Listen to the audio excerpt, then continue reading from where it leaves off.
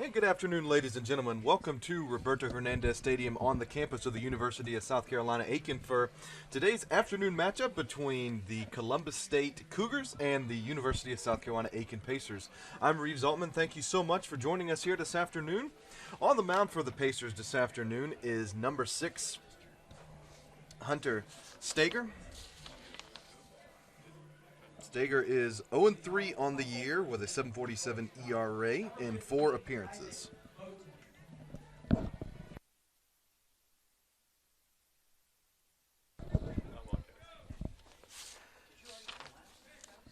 And leading off for the Cougars here this afternoon is number 15, Isaac Boaten.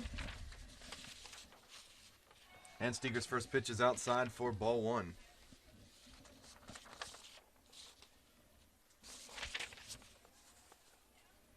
In 20 appearances this year, Boaten is batting .324 with 18 RBIs and a .541 slugging percentage. So the 1-0 from Steger on his way.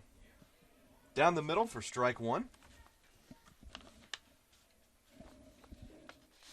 Boaten will be at shortstop this afternoon for the Cougars.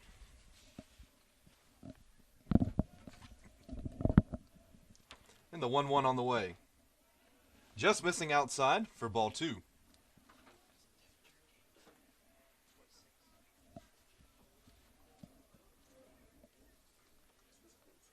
Steger on the mound, working out of the stretch. Nobody on base, still working out of the stretch. The 2-1 on the inside called for a strike to move the count even at 2-2.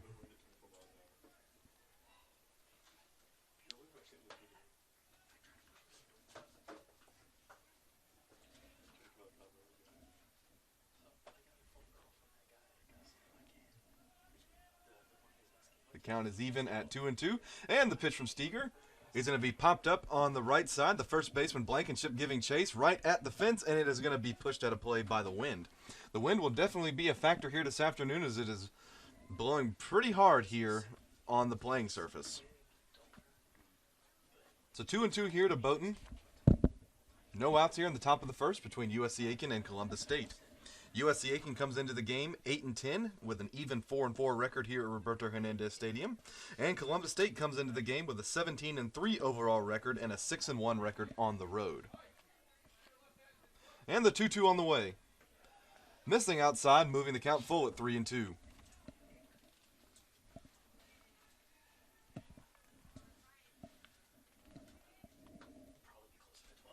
Boaten comes set in the right-handed batter's box. Steger ready on the mound. The payoff pitch on the way. Swung on and missed for strike 3. And the first out of the game is a strikeout for the Pacers. Now stepping into the batter's box for the Cougars is number 12, Wynn Johns. In 16 games this season, he's batting .396 with 24 RBIs and a .774 slugging percentage. Johns is playing left field this afternoon for the Cougars. As he steps into the right-handed batter's box, Steger set on the mound, and his first pitch on the way. On the outside for strike 1.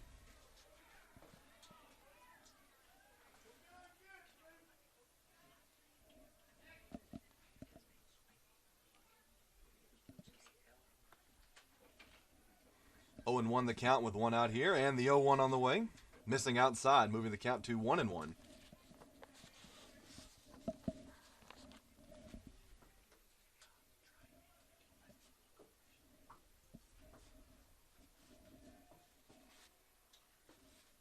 Steger still working out of the stretch on the mound. His 1-1 on the way.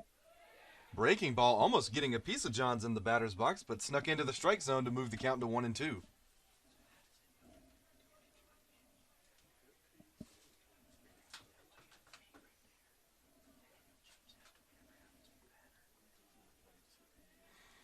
And the 1-2.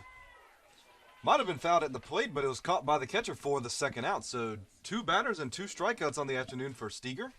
And 2 away here in the top of the first.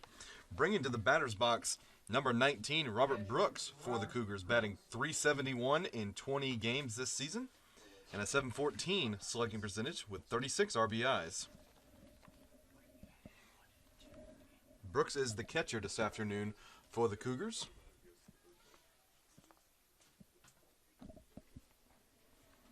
And the first pitch he sees is outside for ball one.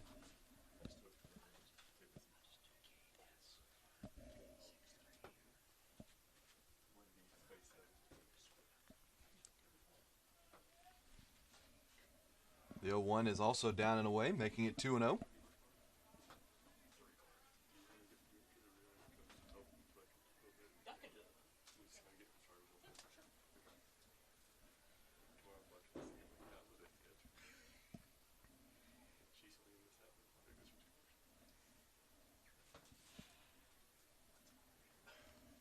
Two and 0 now, the count to Brooks. Steger set on the mound, and the delivery on the way, high and outside, making the count 3-0.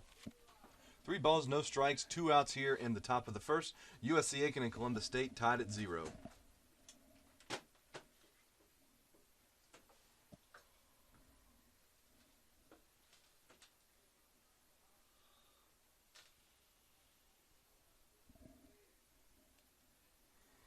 Steger comes set on the mound, and the 3-0 on the way. Down the middle for strike one. Making the count now 3-1.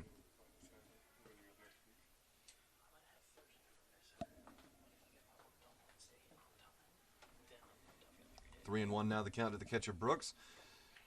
And he swung on and missed for strike two. High fastball there. Makes the count full at 3-2.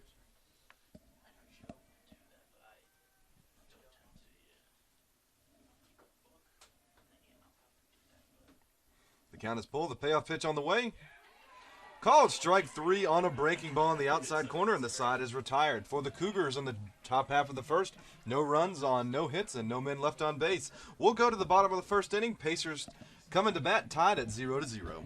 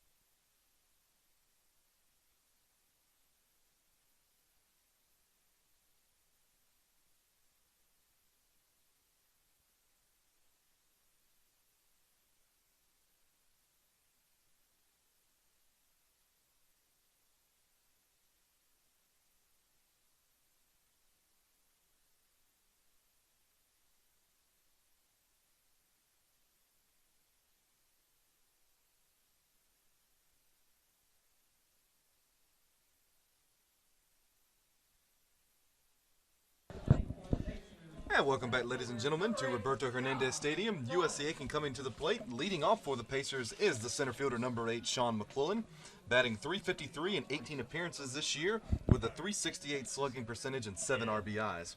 On the mound for the Cougars this afternoon is number 36, Devin Dudall, a 3-2 overall record with a 5.04 ERA. And the first pitch to Mcquillen is low for ball one.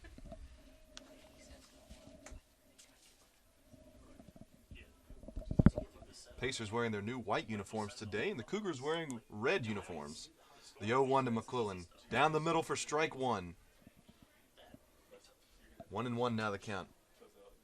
Mcquillen does a great job at the leadoff spot for the Pacers. Once getting on base, always a threat to steal second. And Mcquillen is going to hit a chopper to first. It's going to be fielded by the first baseman Minter. And covering is Dudall.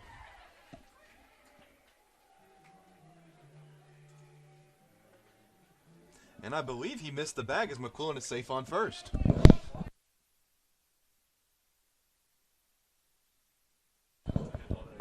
So Mcquillen was able to outrun the ball, got there before the ball did so. Mcquillen is standing on first with no one out, so the Pacers have a leadoff man on. Stepping into the batter's box now is the right fielder, number 10, Jackson Hannan. Jackson Hannan batting .280 and 18 at-bats with a .400 slugging percentage and 11 RBIs. Dudall comes set on the stretch here. And his first pitch to Hannan. Hannan shows bunt. And he pulls back as the ball is outside for ball one.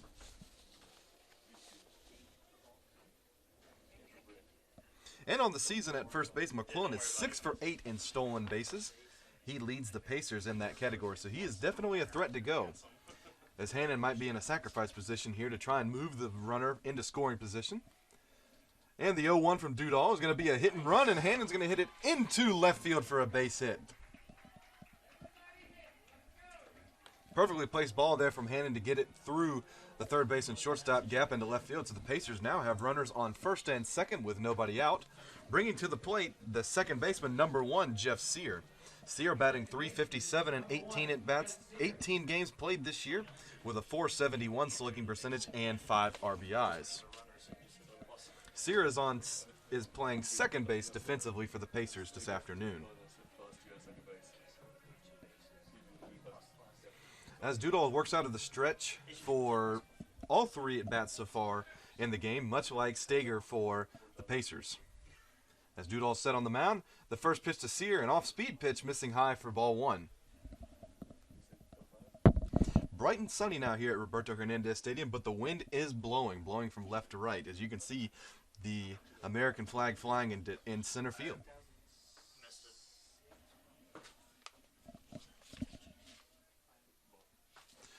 Dudall's 0-1 to Sear, swung on and missed an off-speed pitch for strike 1, moving the count to 1-1.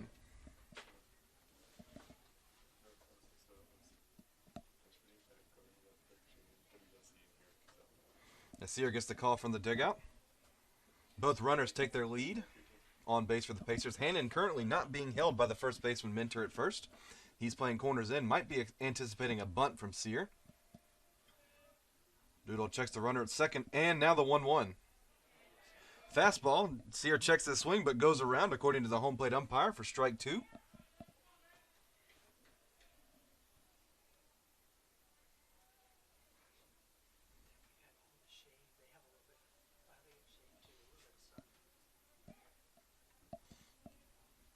As he steps out of the batter's box, now coming set. 2 runners on first and second, no one out. 1-2 now the count on Jeff Sear. And Dudall's 1-2 on the way. Going to be a chopper hit right back up the middle. The shortstop, Boaten's got it. Gets it at second, throws it over to first in time for the double play. So a 6-3 double play gets 2 runners out there, moving it to 2 outs here in the bottom of the first. Sean Mcquillen was able to move over to third, so the Pacers have the first run 90 feet away. Stepping to the batter's box now is the left fielder, number 42, Josh Sharp. In 18 games played this season, Sharp is batting .276 with a .289 slugging percentage and 12 RBIs. As he steps into the left-handed batter's box, Dudall comes set in the stretch still. And the first pitch to Sharp is high for ball 1. It's a runner on third, 2 outs here in the bottom of the first, tied at 0 between USC Aiken and Columbus State.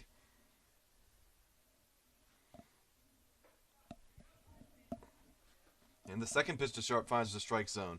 To move the count to 0-2, I apologize. The first pitch was originally called a strike, so 0-2 now the count on Sharp.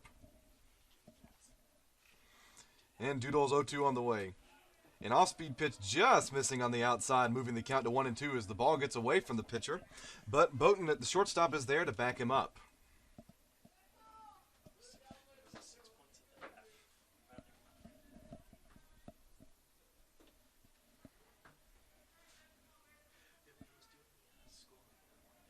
So Sharper's ready in the left-handed batter's box now. The 1-2 from Dudall is going to be fouled off on the left side, hitting the backstop, keeping the count at 1-2.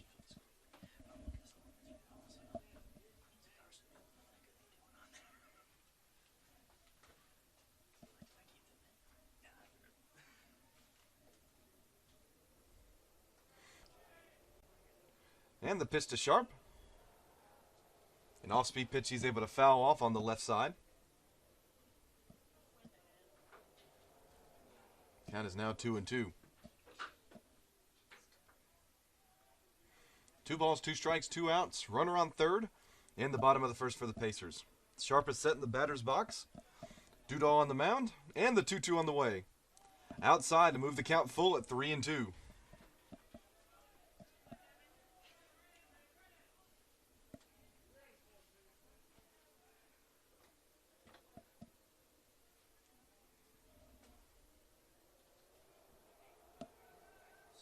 The count is full. Sharper's ready.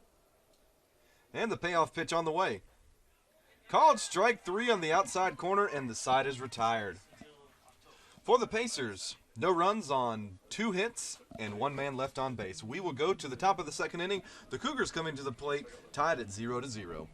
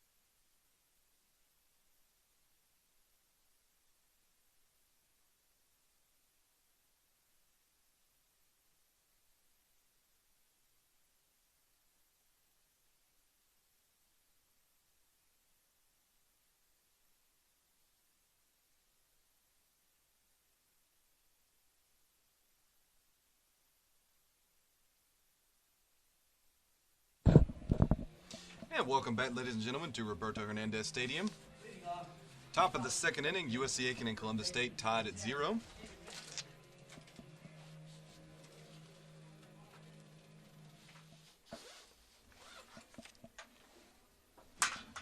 And number 10, the first baseman,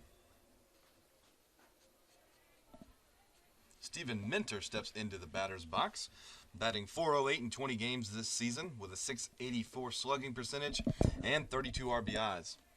And the first pitch to him is a strike, making it 0-1. And the 0-1 from Steger on the way. Down the middle for strike 2. 0-2 now the count on the Cougars' first baseman. Stepping back into the right-handed batter's box. Steger set on the mound, still working out of the stretch. And the 0-2 on the way. Fouled off down the first base line, keeping the count at 0-2.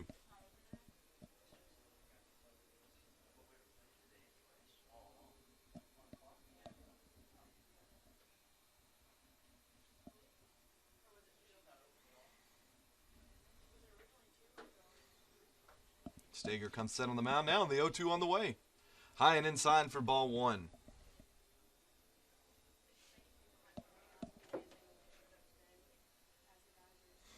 Minter batting in the cleanup position here for the Cougars this afternoon.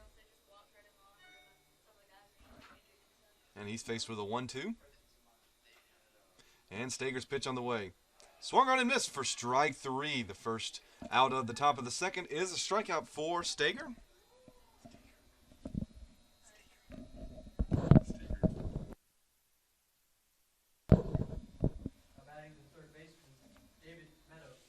Now batting for the Cougars is the third baseman, David Meadows. 396 batting average in 15 games played with a 472 slugging percentage and 10 RBIs.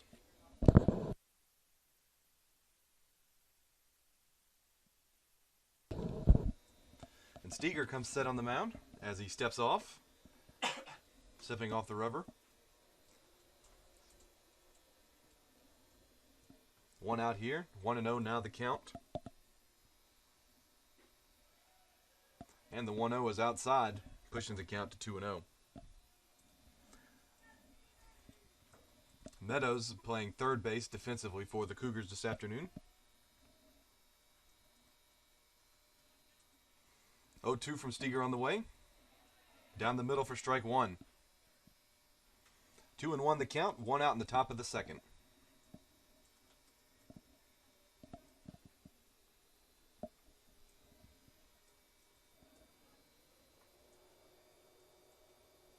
The 2-1 from Steger on the way. Going to be hit down the first base line, and it is going to fall into the Cougars bullpen for strike two. With the wind blowing that way, that played a big factor in carrying that ball out of play. Count is even now at 2-2. Steger set on the mound, and the 2-2 on the way. Off-speed pitch swung on and missed for strike three. So the second out of the inning for the Pacers, also a strikeout.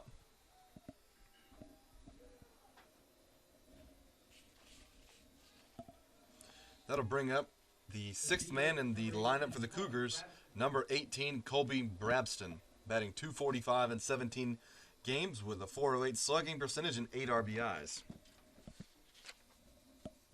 Brabston is the designated hitter on the afternoon for the Cougars as he steps into the left-handed batter's box. And the first pitch he sees, he's going to take his base after getting hit.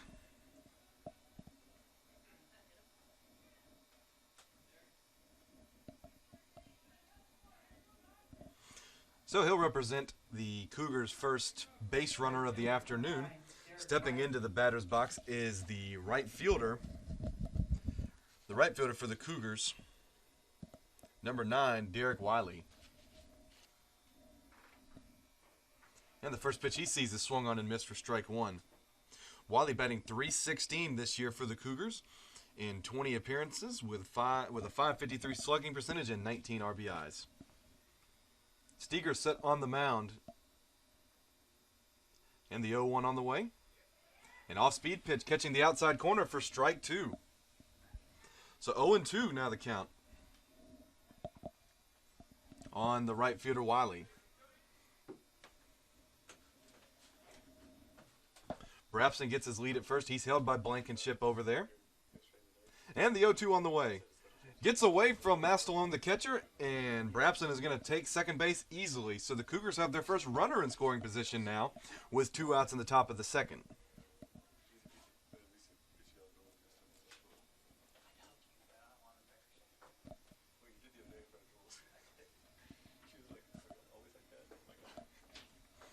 One and two now the count. Steger's last pitch got away from him and bounced behind the plate to the backstop.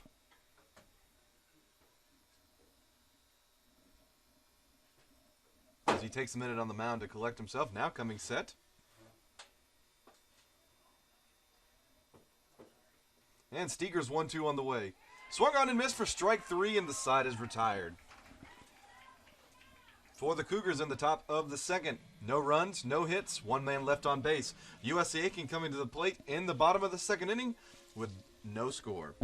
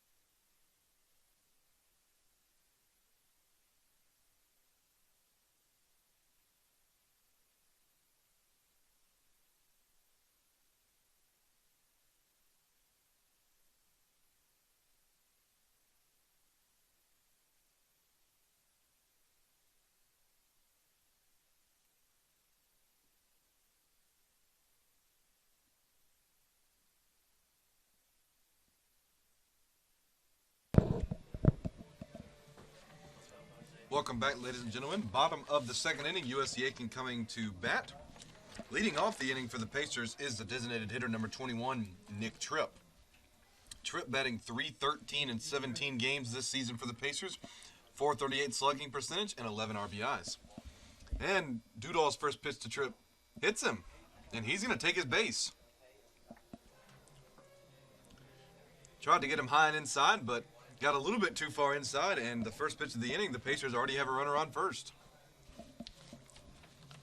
Coming to bat now is number 7, the first baseman this afternoon for the Pacers. That's Kaden Blankenship. In 18 games this season, he's batting .197 with a .262 slugging percentage and 8 RBIs.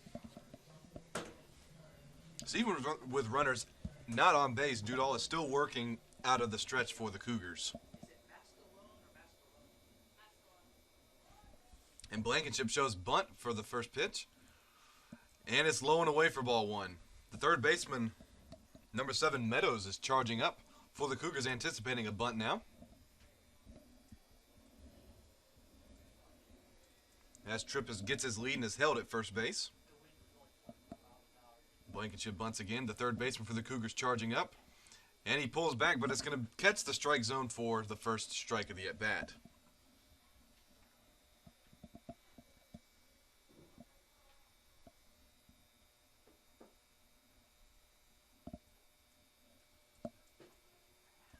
One and one the count to Blankenship. As he shows bunt again. And the pitch going to be bounced right behind home plate for strike 2. So Tripp will head back to first on the foul ball.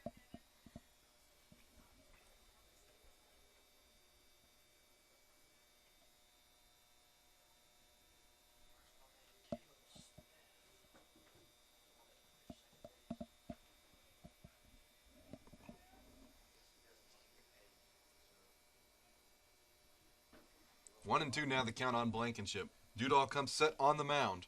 And the pitch. Inside, but fouled off down the right field line to keep the count at 1 and 2. As the ball gets away from Dudall on the mound, second baseman Mcdade is there to back him up.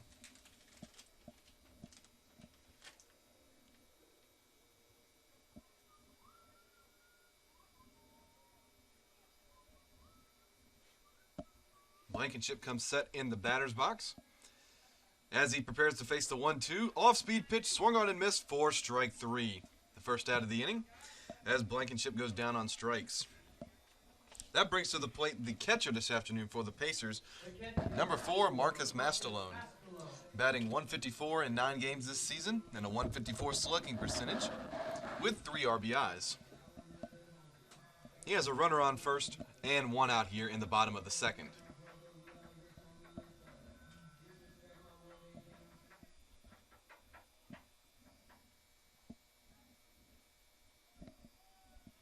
And Dudall's first pitch to Mastalone. Another off-speed pitch breaking into the strike zone for strike 1.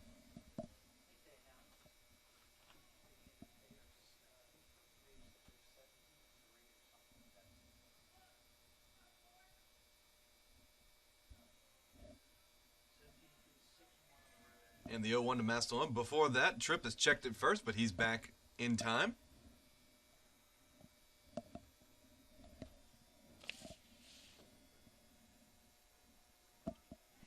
Nick Tripp is 2 for 2 in stolen bases this season.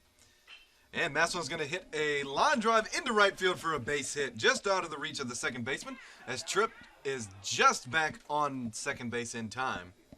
Strong, though, throw there from the right fielder Wiley to try and get the force out at second base.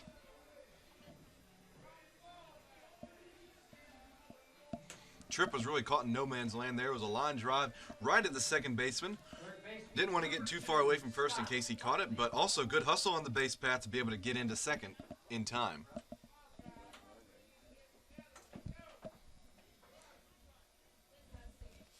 And that brings to the plate number 2, Scott Huntley for USC Aiken. Huntley playing third base defensively this afternoon, and the first pitch to him is an off-speed pitch on the outside for strike 1. Huntley batting .174 this season in 9 games with a .217 slugging percentage. Runners on first and second here. Mastalone not being held at first at the moment by Mentor.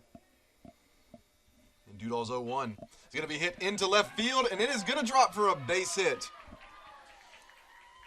Tripp is sent from third, and he is in without a throw, and the Pacers are on the board here in the bottom of the second. They take the lead 1-0 on an RBI single from the third baseman, Scott Huntley. Great piece of hitting there. The left-handed Huntley goes opposite field into left field. And the number 9 hitter this afternoon for the Pacers, the shortstop number 18, Tyler Littlefield, batting 156 in 12 games with a 156 slugging percentage. He has runners on first and second with only one away here in the bottom of the second.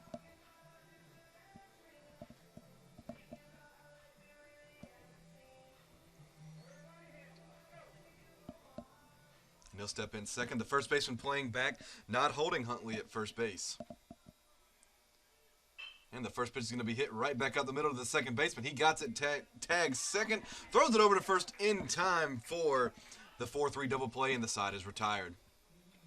For the Pacers in the bottom of the second, 1 run on 2 hits and 1 man left on base. We'll go to the top of the third inning. Columbus State now coming to bat, trailing 1-0.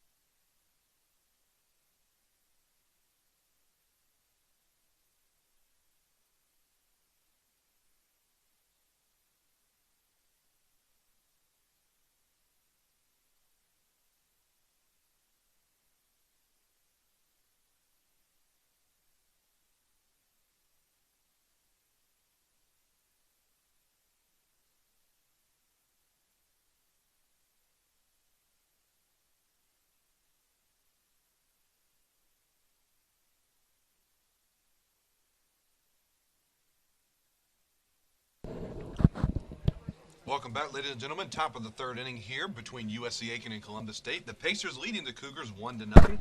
Stepping into the batter's box is the number 8 man in the lineup, the second baseman, number 4, Matthew Mcdade, batting .304 in 20 games with a .710 slugging percentage and 23 RBIs. As the pitcher, number 6, Steger goes back to work on the mound for the Pacers. And the first pitch to Mcdade is a chopper. Huntley catches it on a bounce, throws over to first in time for the first out of the inning. So 1 pitch, 1 out here for the Pacers in the top of the third. Bringing to the plate, the number 9 man in the lineup for the Cougars, Connor Kirkley, number 13. Kirkley is playing center field defensively this afternoon for the Cougars. Batting .294 in 20 games with a .353 slugging percentage and 13 RBIs. As he steps into the left-handed batter's box, and the first pitch he sees is going to be on a bounce to the second baseman, Sear. He throws over to first in time, so 2 pitches, 2 outs here for the Pacers in the top of the third.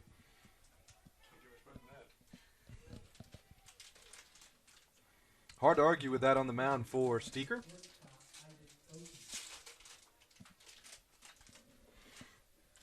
And number 15, the shortstop, Boaten, steps back into the batter's box, the leadoff man for the Cougars this afternoon.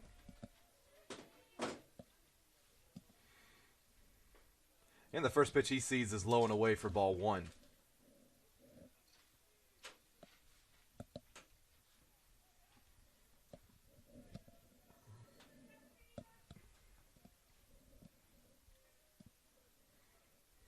Steger set on the mound.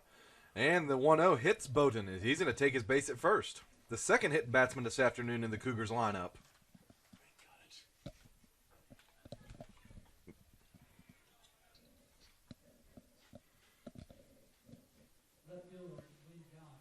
Wynn Johns, the left fielder, number 12, steps into the batter's box now for the Cougars.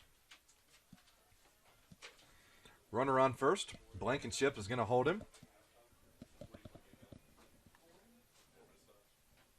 Boaten has not attempted a stolen base this season yet, so might not be a threat to run as the first one to Johns is in for strike one.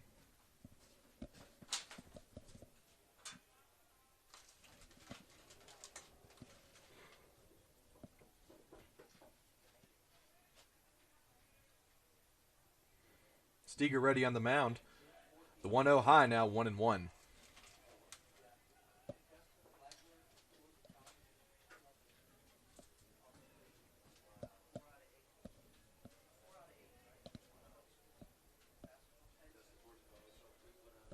And the 1-1 swung on and missed for strike two.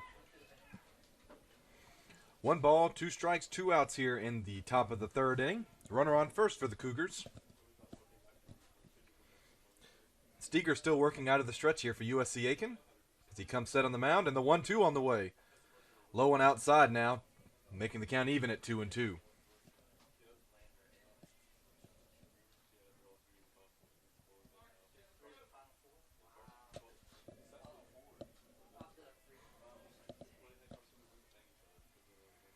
The count is even, and Steger's 2-2 on the way. Outside, moving the count full now at 3-2.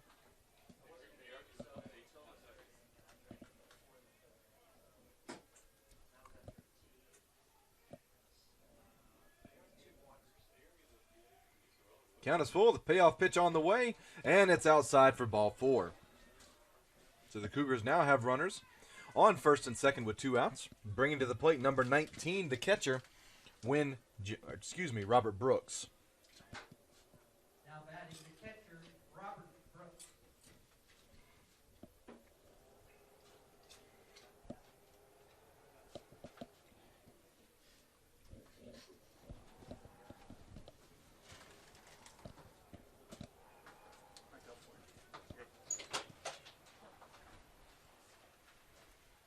As we have a quick stoppage in play here, as Steger decides to switch balls on the mound.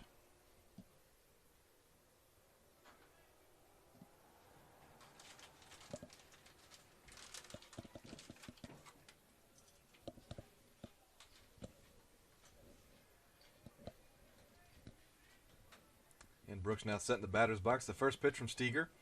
Inside, missing for ball 1.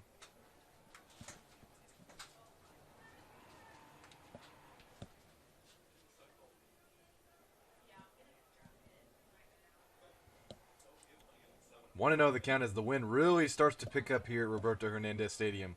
The 1-0 missing outside for 2-0.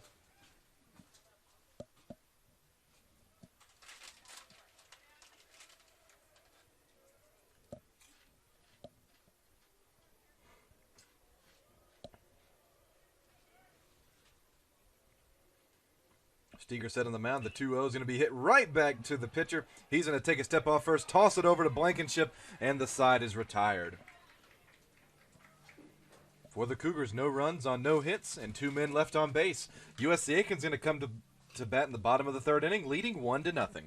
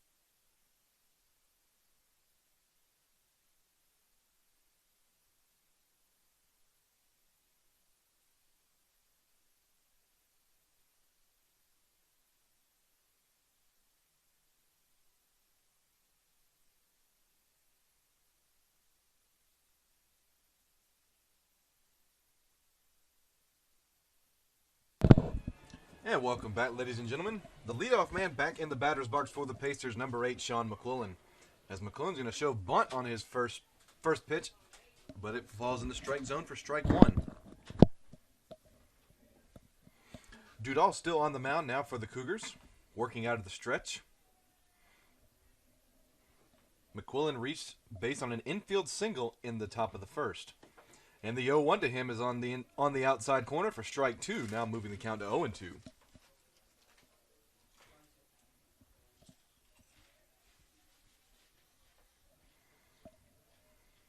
And the 0-2 on its way to McQuillen.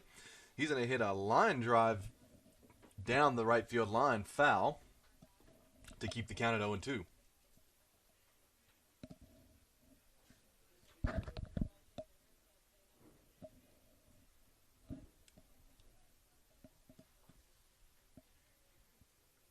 The 0-2 to McQuillen on the way. Breaking ball missing low now for ball one.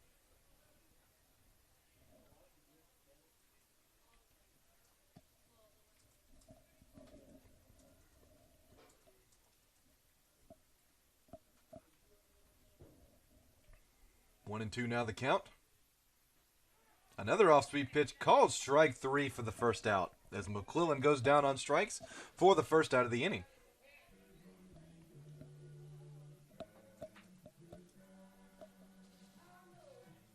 And number 10, Jackson Hannan, the right fielder, stepping into the batter's box now for the Pacers. He reached on a single in his first at bat in the first inning.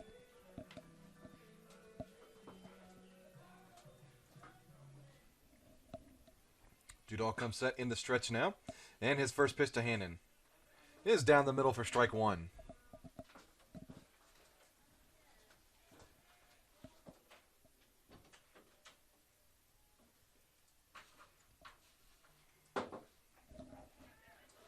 And the 0-1 to Hannan is swung on and missed for strike two.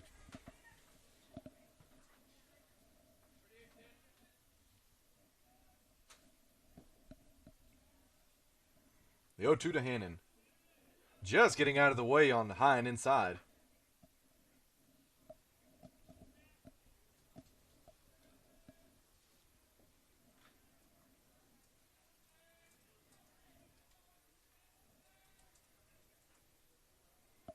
And 1-2 now the count.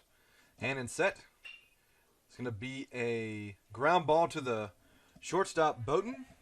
And he throws over in time to get Hannan for the second out.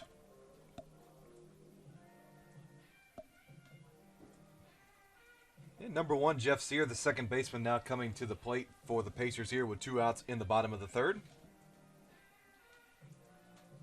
Now batting the second baseman, Jeff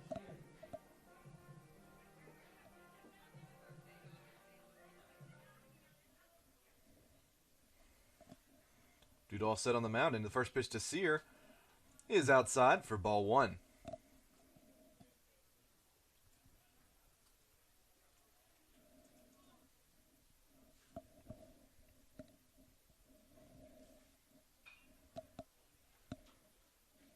The 1-0 to Sear is fouled off to the backstop, making the count even now at 1-1.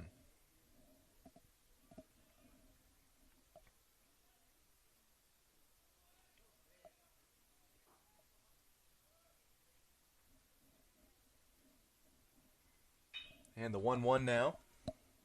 Fouled off down the right field line, pushed out of play by the wind, making the count 1-2.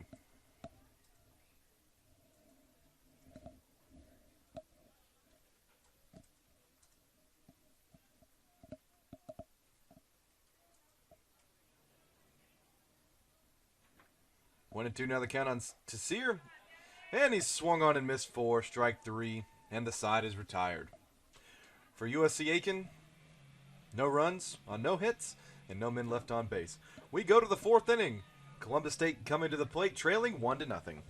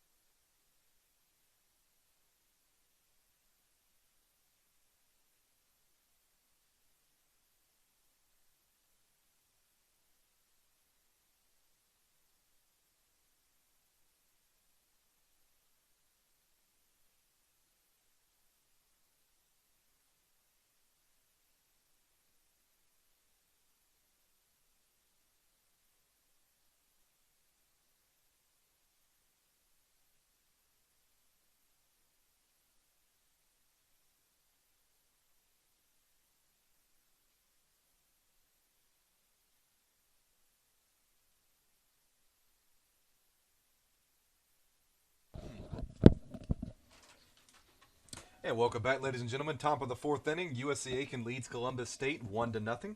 Stepping into the batter's box for the Cougars is the first baseman, number 10, Stephen Minter. And Steger's first pitch to Minter was high and inside for ball one. And the 1-0 on the way. Low and outside now for ball two.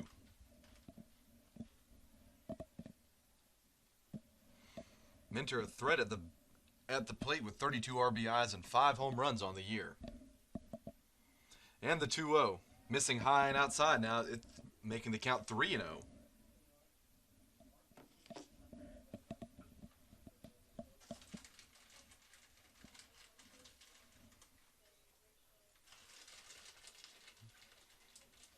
And the 3-0 from Steger. Low and outside for ball four, so a very rare 4-pitch walk to start the inning for the Cougars.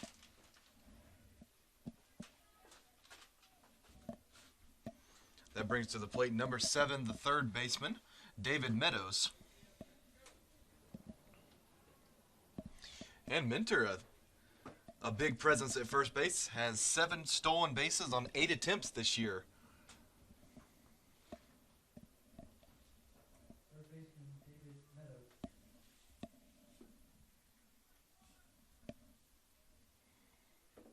As Meadows comes set in the batter's box, and Steger's first pitch to him is low and outside for ball one. As we have time called here, and the pitching coach for the Pacers makes his way out of the dugout, we'll take a quick break and bring you back when the meeting at the mound is adjourned.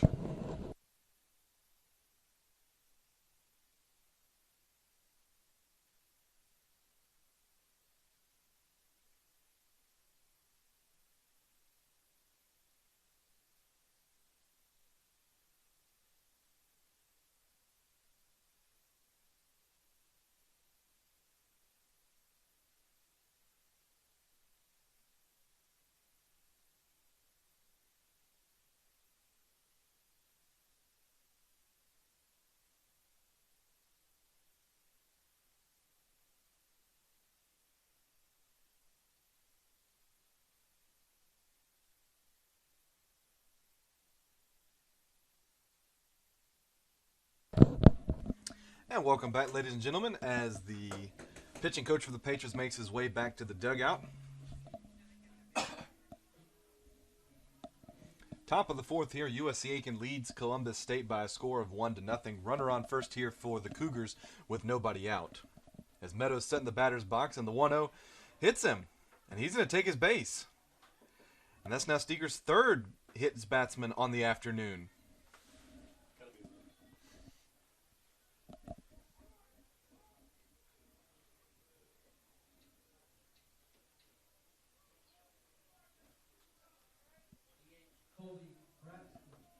And the designated hitter, Colby Brabston, number 18, now stepping into the batter's box here for the Cougars. They have runners now on first and second and nobody out. Steger working out of the stretch. He looks at the runner at second. Now going to step off and run him back to the bag. No throw out, though.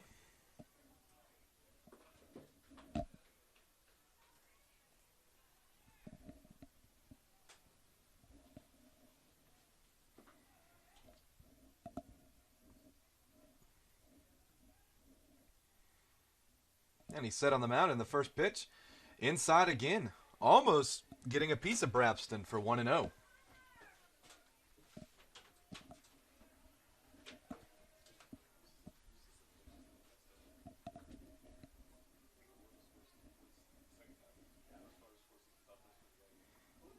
The 1-0 to Brabston on the way. Inside again, now 2-0. So after 3 quick innings, Steger here having trouble finding the strike zone. After a 4-pitch walk and it hits batsman, already down 2-0 here to Brabston.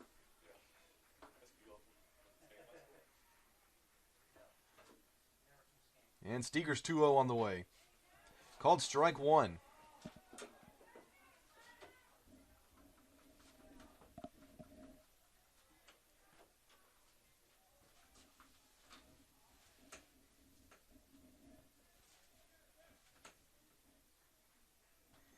2-1 now the count to Brabston.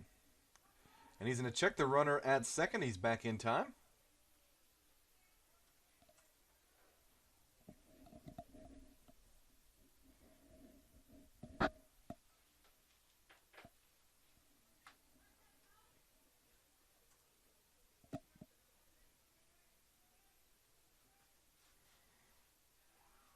And Steger's going to step off and check him again.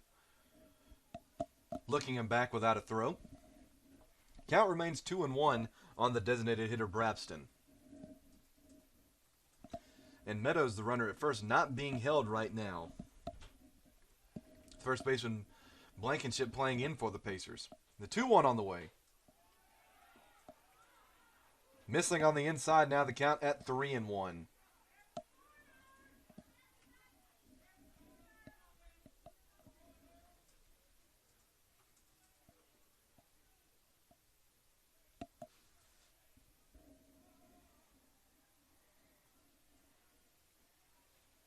And Steger's 3-1 on the way. Missing outside for ball 4. And the bases are now loaded for the Cougars. With no hits. After 2 walks and a hits batsman, the Cougars have the bases loaded with no outs here in the top of the 4th. Number 9, the right fielder, Derrick Wiley, steps into the batter's box now.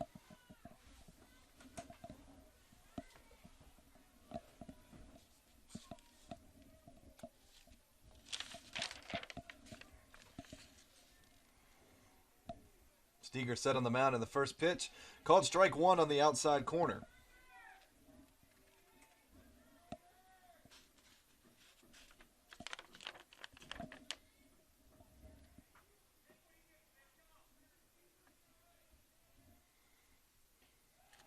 The 0-1 is low and away for ball 1, evening the count at 1-1.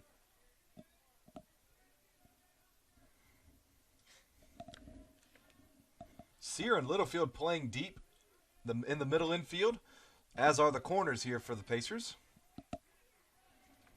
And the 1-1 is outside, now moving the count to 2-1.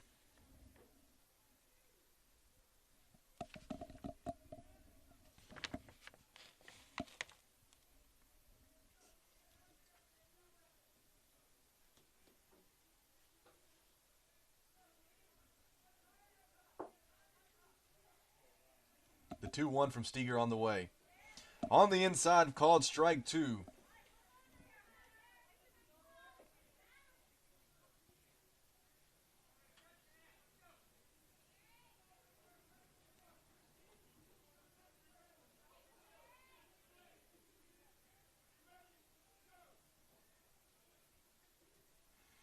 And the 2-2 is fouled off down the right field line. And we'll do it over.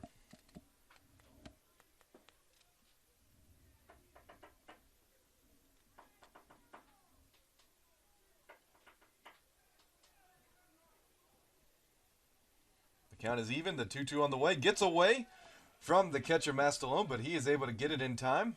No runners advance. As Minter stayed on third. The count is now full at 3-2.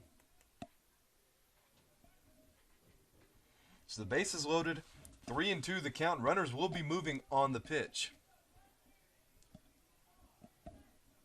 As there is now movement in the Pacers bullpen.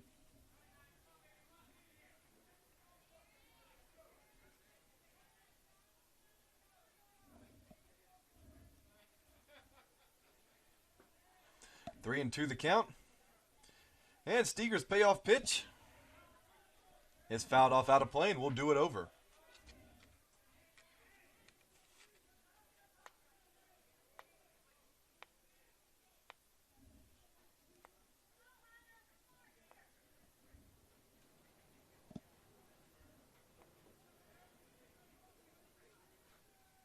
The 3-2 on its way again. Gets away, ball 4, and the Cougars are going to walk in with a run, tying the game at 1-1.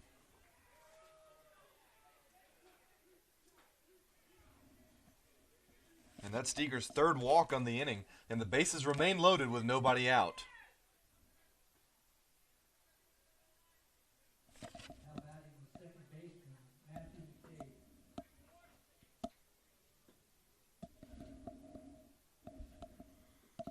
And the second baseman, Matthew Mcdade, will come to the plate now for the Cougars. Bases remain loaded. No outs here in the top of the fourth. Tied at 1 between USC Aiken and Columbus State. As the first pitch to Mcdade is low and outside for ball 1.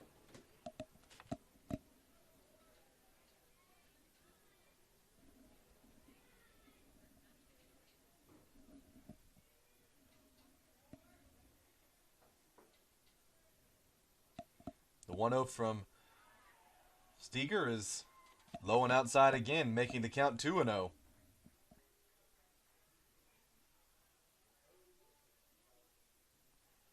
As Mastalone is going to come out to the mound and have a meeting with this pitcher.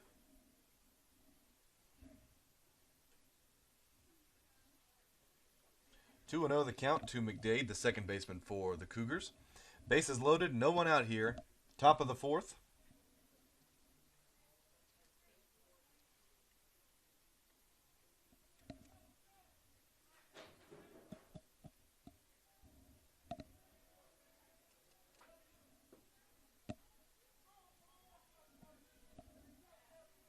Two and 0 the count. And it's fouled off to the backstop to move the count to 2-1.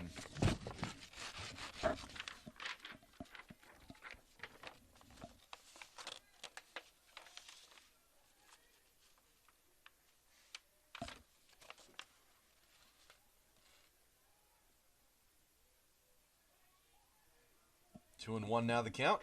Swung on and missed for strike 2.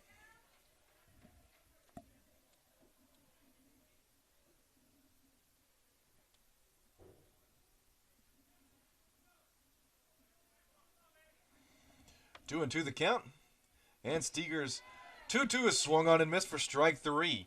So the first out of the inning is a strikeout. Bringing to the plate, number 13, Conor Kirkley, the center fielder. Center fielder, Conor Hurley. He'll step into the left-handed batter's box. One out here. Bases still loaded.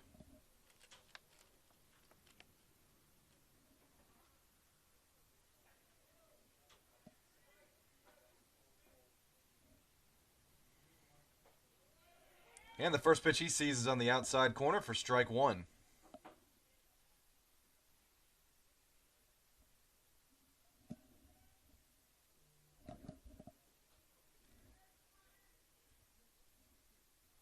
First pitch to Curley is going to be a bunt. Fielded by the third baseman. Huntley throws over to first in time for the out, but a run does come across to score on the sacrifice bunt by Curley, which gives the Cougars the lead now 2-1 in the top of the fourth. Runners now on second and third. And the top of the order coming back, the shortstop, number 15, Isaac Boaten.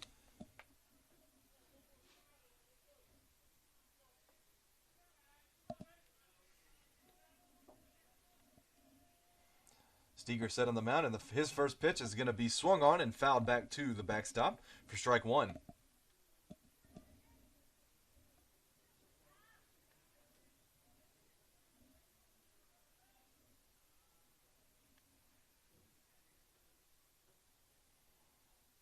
And the 0-1 hits Boaten, and that is Steger's fourth hit batsman in the Cougar lineup. Second time Boaten's been hit, as he visibly was unhappy with that after throwing his bat to the dugout. Which loads the bases up again here with 2 outs in the top of the fourth. Left fielder, Big John.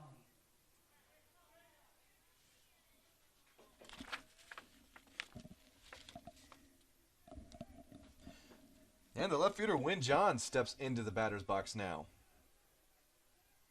And the first pitch he sees is low and away. Great stop there by Mastalone, not allowing the ball to get to the backstop.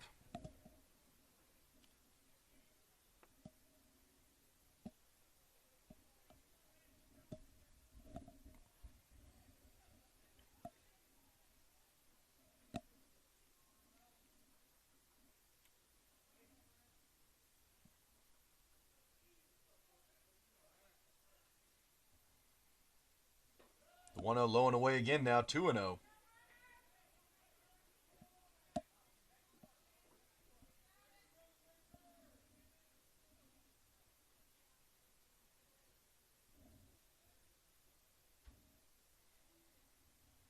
2-0 now the count. On the outside for 2-1.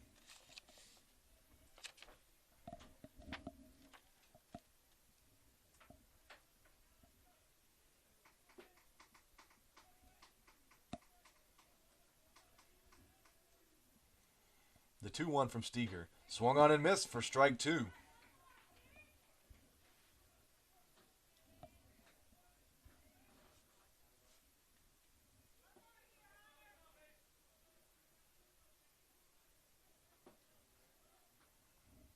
The count is even at 2-2. And the 2-2's low and away, now moving the count full to 3-2. Bases loaded, 3-2, 2 outs here in the top of the fourth. Cougars have scored 2 in the inning, pushing their lead to 2-1. And with the count full, the runners will be moving on the pitch. Steger comes set, and before the pitch, he's going to look the runner back to second base.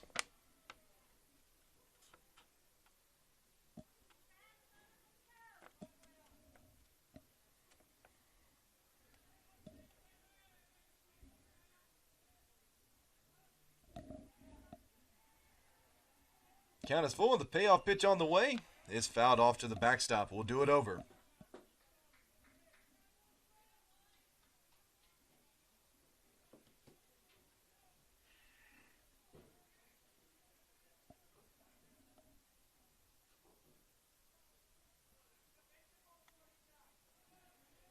Steger set on the mound, and the 3-2. Misses for ball 4, and he walks in another run. Cougars take the lead, extending it to 3-1.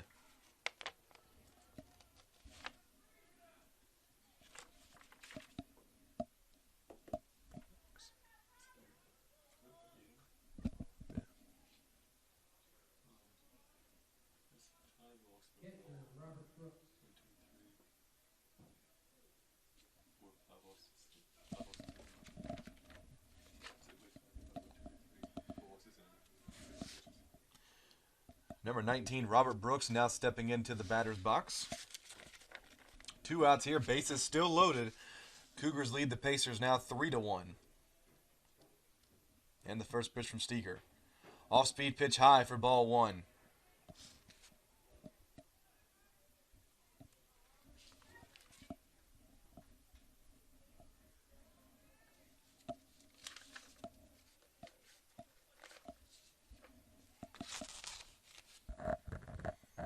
The 0-1, outside now, 2-0.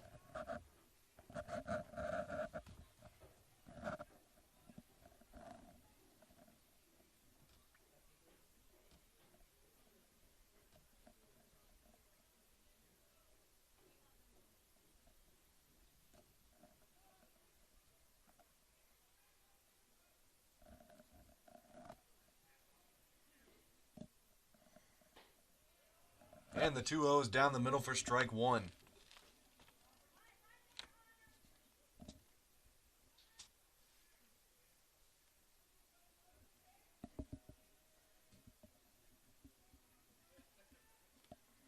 Two and 1 now the count. And it gets away from the catcher Mastalone on a wild pitch, but the runners do not advance, moving the count to 3-1.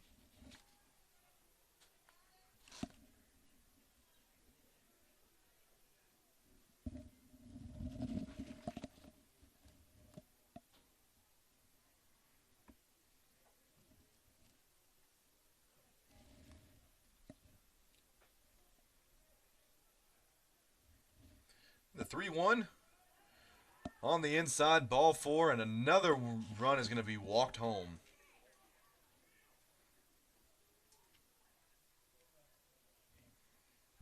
Cougars have scored 4 in the inning, all unearned. Oh, excuse me. All 4 runs have been earned, but the Cougars are still looking for their first hit.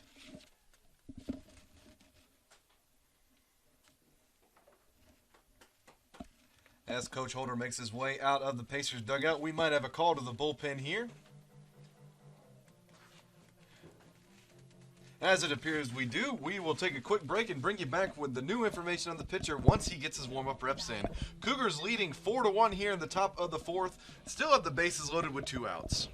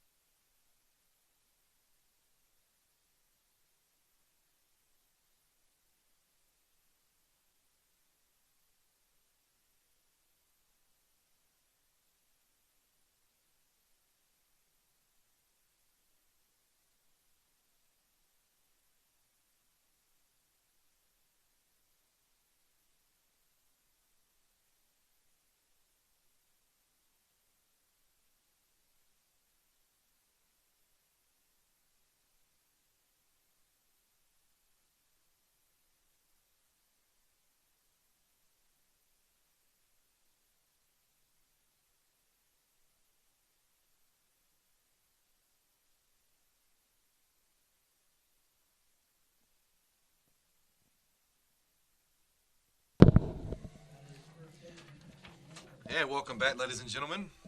While we were away at break, USC Aiken had a call to the bullpen. Now pitching is number 9, A.J. Dybel, as he's going to get a first pitch ground ball to the shortstop.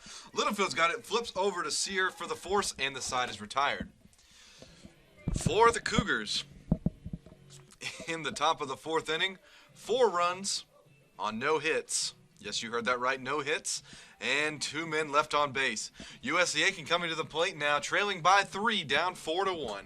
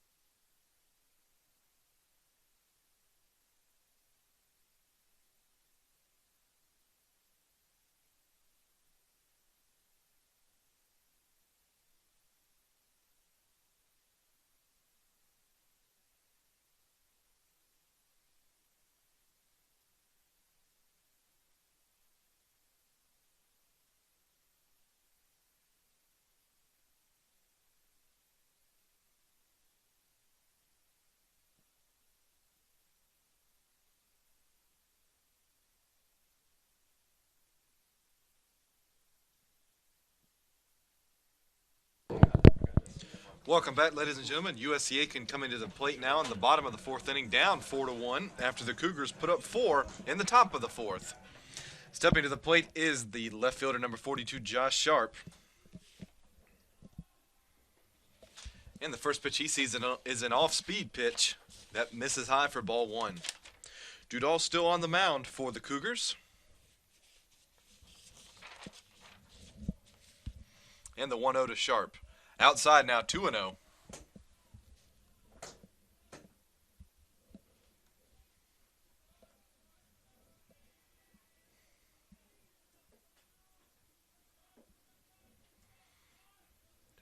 Now the count. And the ball's outside again for 3-0.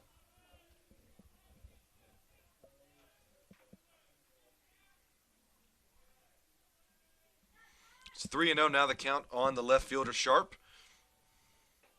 And the 3-0 is high and outside for ball 4. So another 4-pitch walk we've seen, 1 for either side. Bringing to the plate, number 21, the designated hitter, Nick Tripp.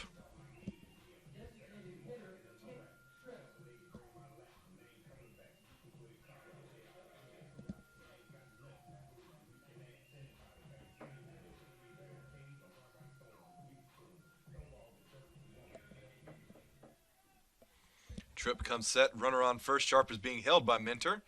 And the first pitch Tripp sees is a breaking ball, catching the outside for strike 1.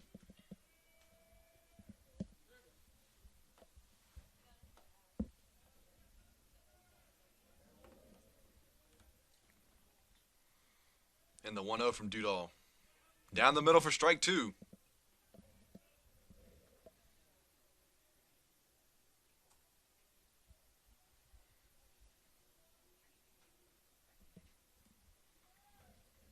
So 0-2 now the count on Tripp. Runner on first with nobody out. And the 0-2 is down and away for ball 1.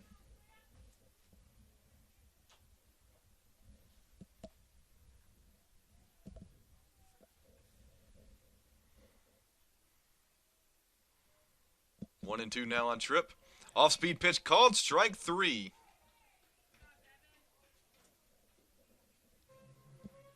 That brings to the plate the first baseman, number 7, Kaden Blankenship. Runner on first, 1 out here in the bottom of the 4th.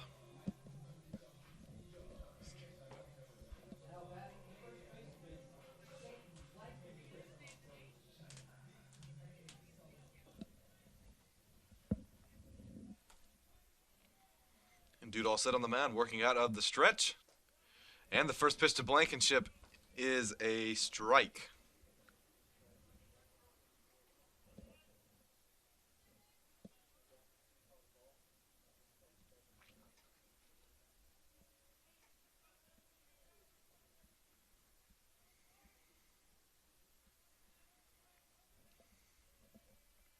And the 0-1 on the way. Ball catching the inside corner now for strike 2.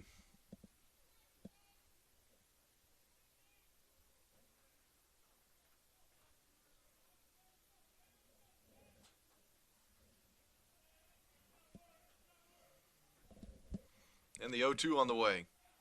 Just missing on the outside for ball 1.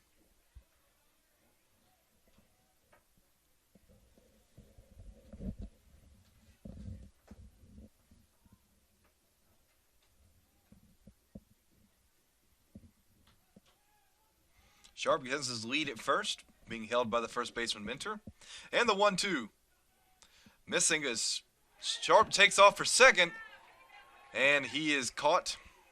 And it was called strike 3. The plate to the side is retired on the double play. For the Pacers, no runs on no hits, no men left on base. Cougars lead 4-1. They're coming to the plate in the top of the 5th inning in just a few minutes.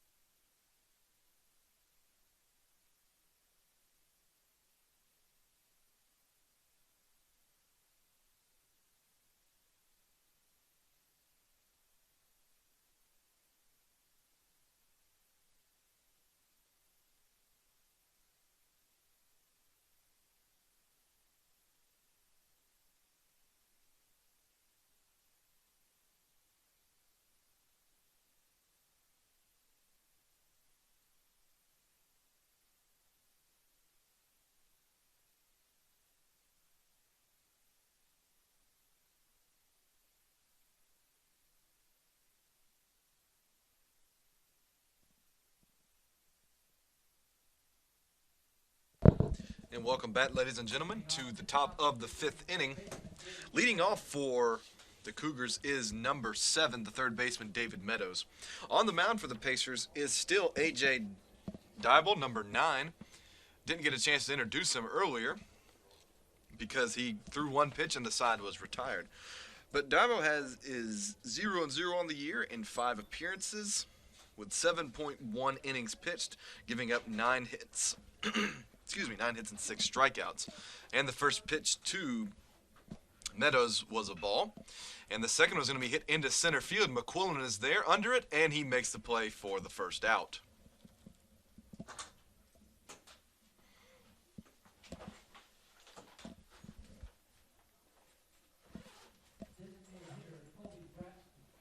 And the designated hitter, number 18, Colby Brabston, steps into the batter's box now for the Cougars.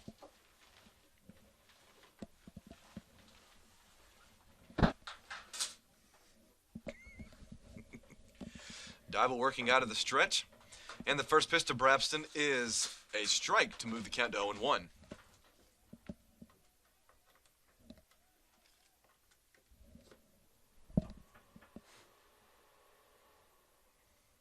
And the 0-1, low for ball 1.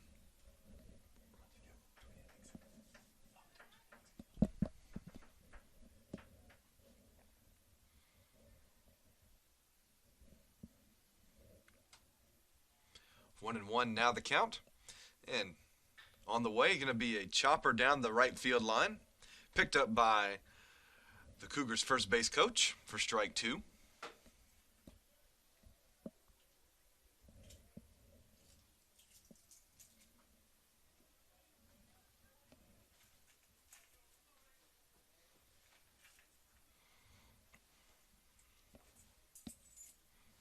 1-2 the count on Brabston. And is low and away, evening the count now at 2-2.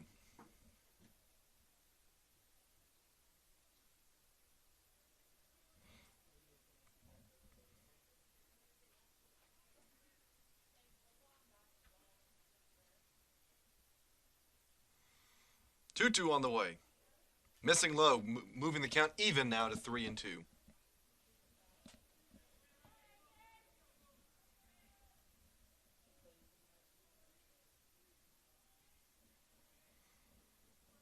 Die will come set, and the payoff pitch on the way, missing outside for ball 4. So Brabston will take his base, bringing to the plate the right fielder number 9, Derrick Wiley.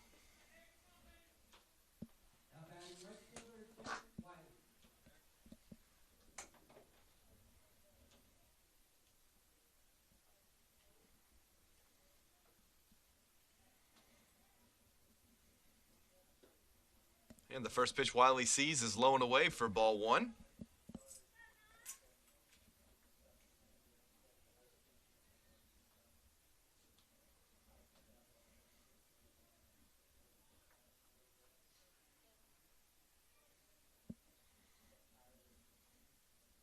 And the 1-0 on the way. Called strike 1 on the inside corner.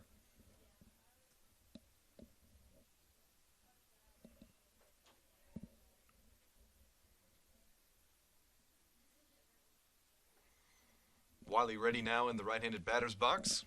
Brabston gets his lead at first. He's being held by Blankenship. 1-1 on the way.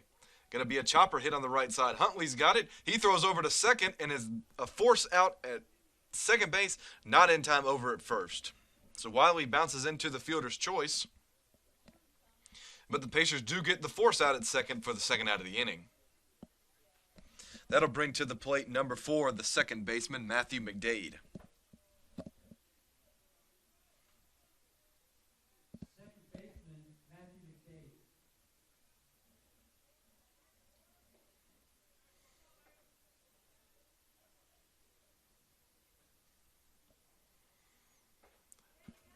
Mcdade swings and misses at the first pitch for strike 1.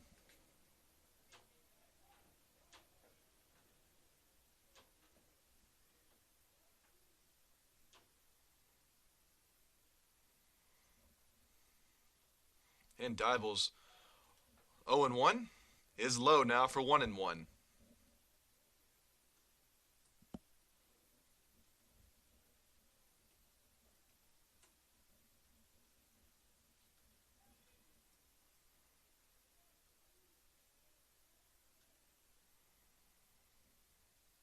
The 1-1 now is going to be hit high and deep into left field. Sharp's got a read on it a couple steps in front of the warning track.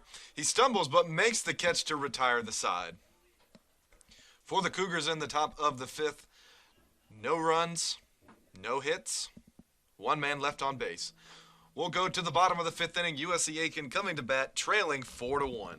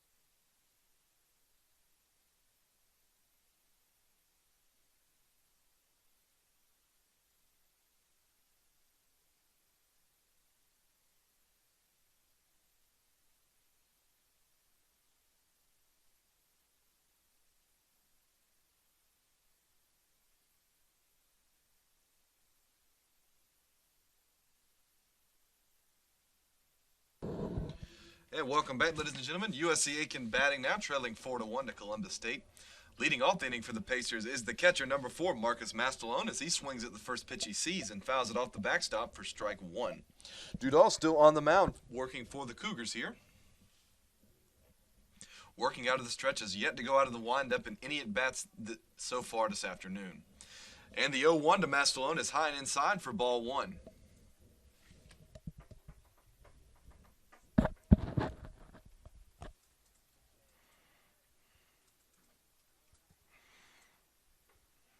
One an off-speed pitch. Missing inside, moving the count to 2-1.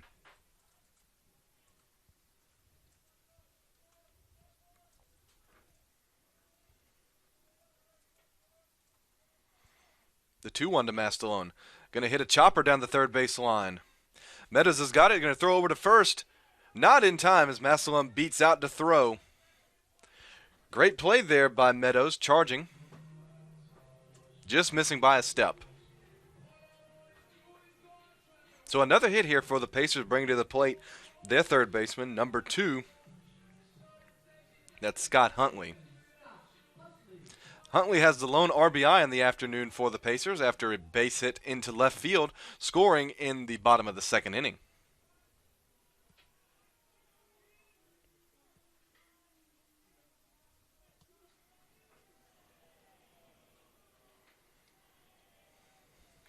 And the first pitch to Huntley, he shows a bunt, and it's going to be bunted down the third base line, but foul.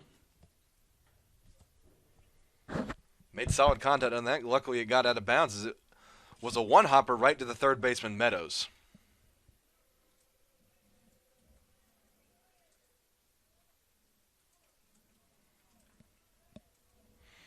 As Mastalone gets his lead at first, being held.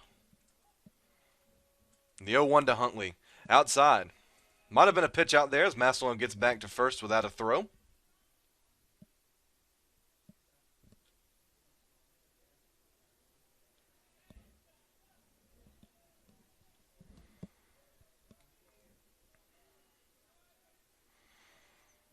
And the 1-1 to Huntley.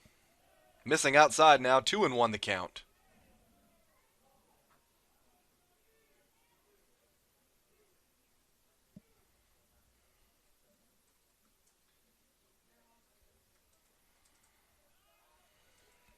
The 2-1 on its way. Low. Now 3-1 the count.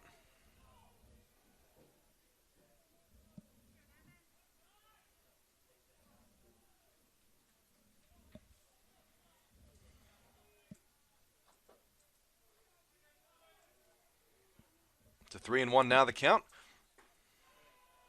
And ball 4 on Huntley, and he'll take his base.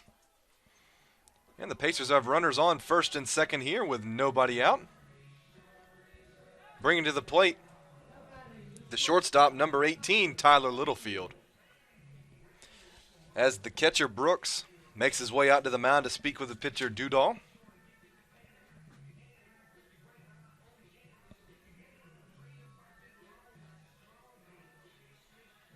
First time since the second inning that I believe the Pacers have had base runners on in scoring position.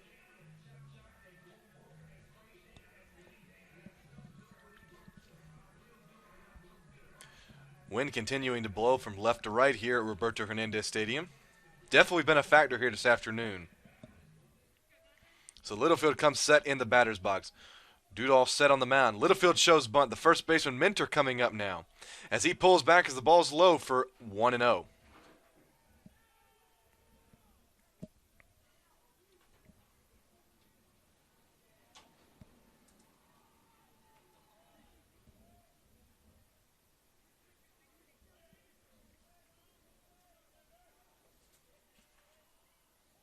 Littlefield showing bunt again. The first baseman, Minter, charging up. It's going to be high, and the throw down to second, and Mastalone is caught in no man's land, and he is out on the throw down. It's a great throw there from the catcher, Brooks, to catch Mastalone sleeping on the base path, and there's one out in the inning, and the Pacers now no longer have a runner in scoring position.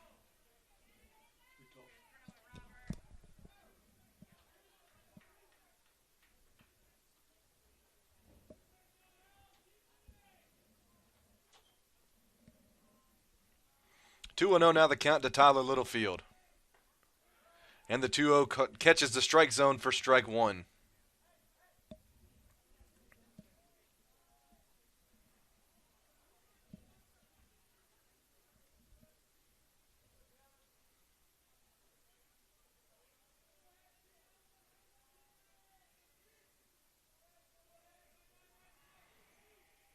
Two and one now the count to Littlefield.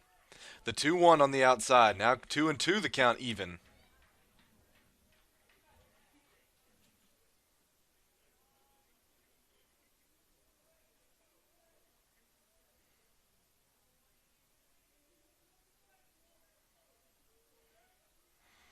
Two and two the count to Littlefield. He swings and fouls it off down the right field line, keeping the count at 2-2.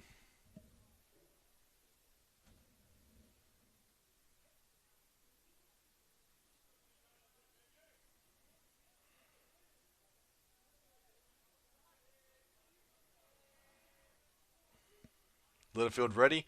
The pitch on the way going to be hit right back up to the shortstop Bowman. He takes it himself, steps on the bag at second for one, and throws over to first for the double play.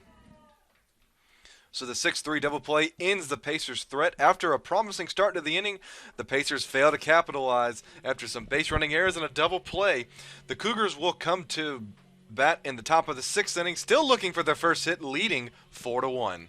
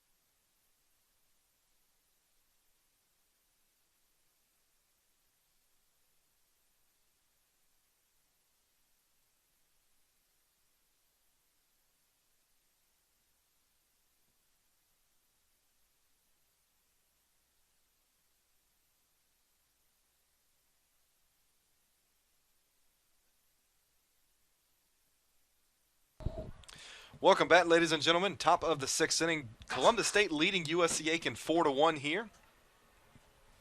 A.J. Dybel still on the mound for the Pacers. Stepping into the batter's box is number 13, the center fielder for the Cougars, Conor Curley. And he's down 0-1 now. The 0-1 swung on and fouled off behind the plate, now 0-2.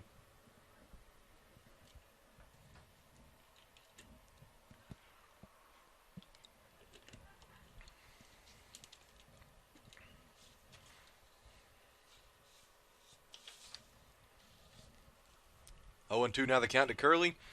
And he fouls it off behind home plate to the backstop, keeping the count at 0-2.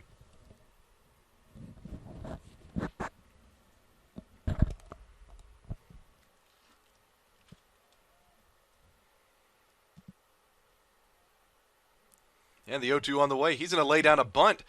Dybel comes off the mound, throws over to first. In time. Great play there by the pitcher, A.J. Dybel, to come off the mound and get it just in time for the first out. Also, credit to Curley, not expecting a bunt there. Almost beat it out. Just lost by a step. So the leadoff man back in the batter's box now, number 15, the shortstop, Isaac Boaten. Boaten yet to have a hit this afternoon, but has been on base plenty of times, being hit by a pitch twice, as he's going to hit a chopper to the Left side, Littlefield's got it. Long throw, throws over to first.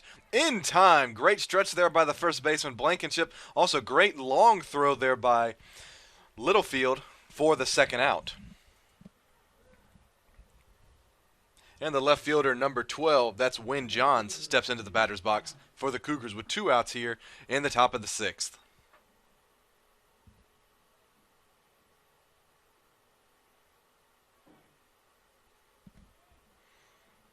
Dybel comes set on the mound, and the first pitch to Johns is down the middle for strike 1.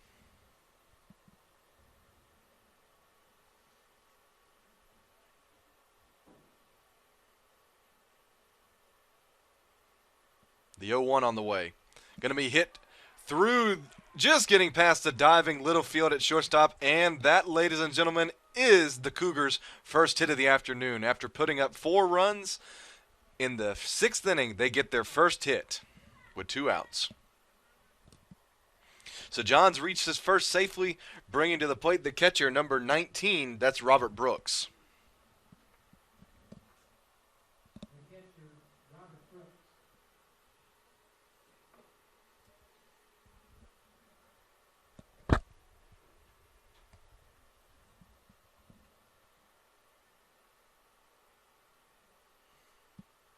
Dybel set on the mound. First pitch to Brooks is low for ball 1.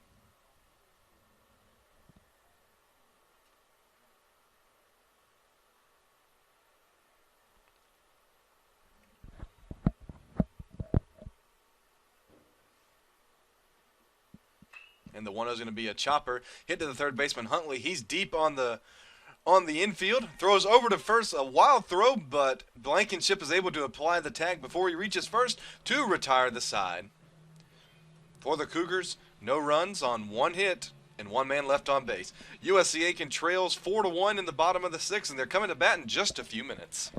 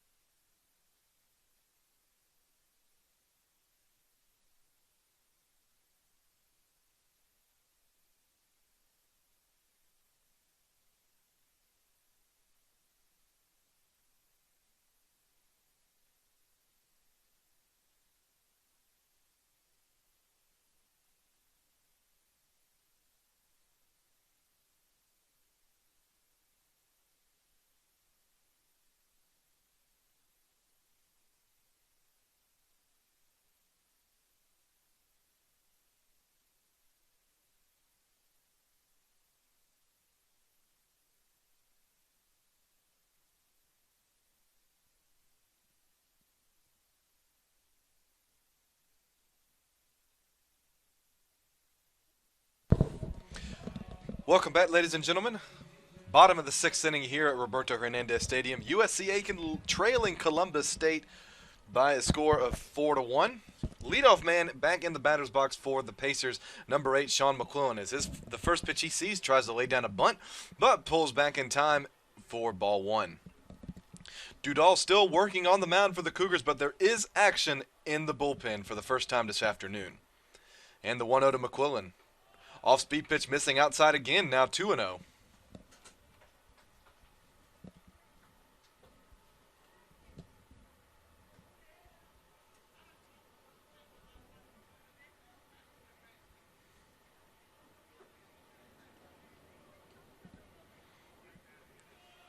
And the 2-0, Mcquillen shows bunt again and pulls back, but it's in for a strike for strike 1.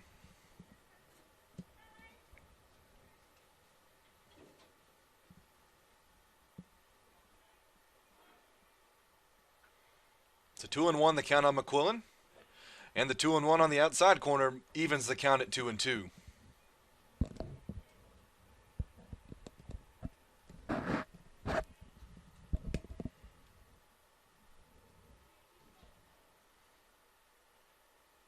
The 2-2 to Mcquillen.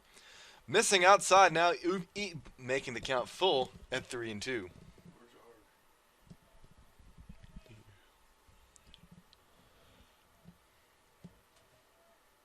Full count on the Pacers' leadoff man, Mcquillen here. Dudall comes set, and the payoff pitch. Going to be a chopper hit back up the middle. Bowman is there, fielded on a wild hop, and the throw is wild, and Mcquillen is safe at first. I believe that ball hit right on the lip between the grass and the clay. Great play there by Bowman to be able to read the ball, still to get a glove on it. Throwing it over the first was wild, so Mcquillen was able to reach safely. That'll bring up the right fielder for the Pacers, number 10, Jackson Hannan.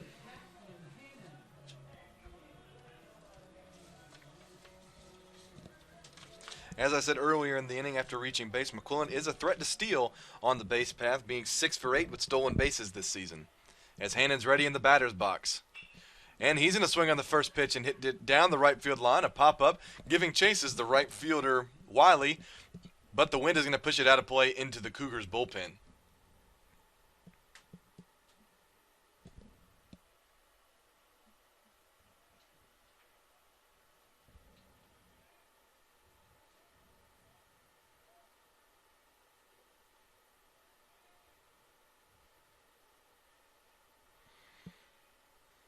With the 0-1 to Hannan, an off-speed pitch missing high for ball 2. Excuse me, ball 1.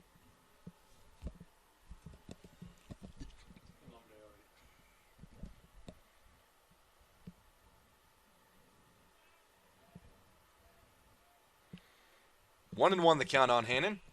He's going to swing again and pop it up on the infield. The catcher, Brooks, is under it. Fighting the wind, it actually comes back into fair territory, but he makes the catch for the second out. For the first out.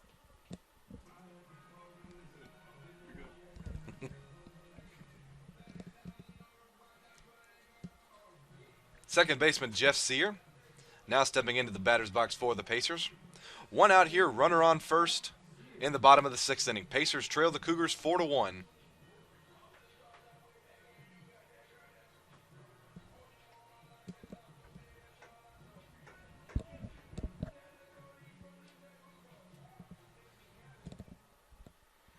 Dudall comes set on the mound, still working out of the stretch. The first pitch Sears sees is a breaking ball that falls out of the zone for ball 1.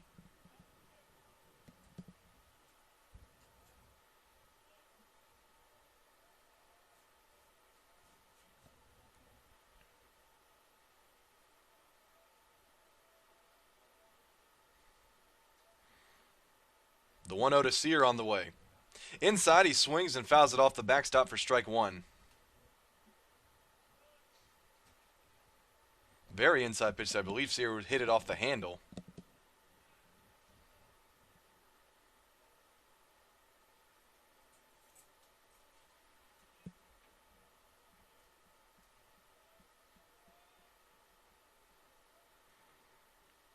One and one now the count. And it's low and away now 2-1.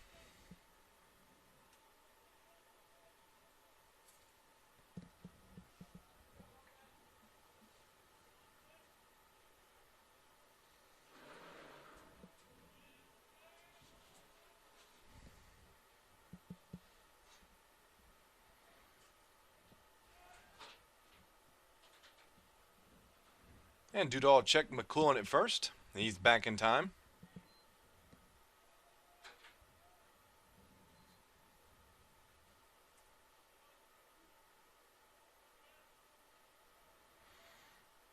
And the 2-1 to Sear. Swung on and missed for strike 2.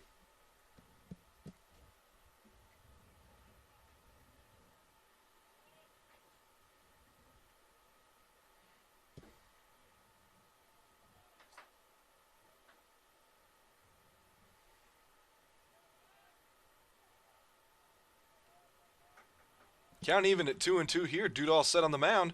And Sears swings and misses for strike 3 in the second out of the inning.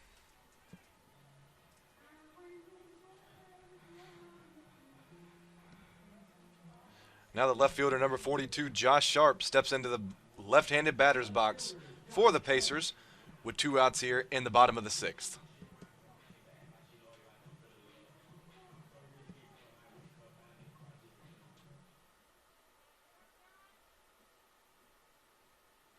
And the first pitch to Sharp.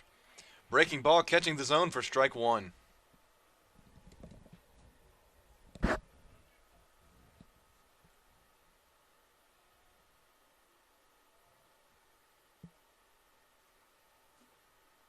The 0-1 from Dudall on the way. On the outside again for strike 2. 0-2 now the count on Sharp. Runner on first with 2 outs in the bottom of the 6th.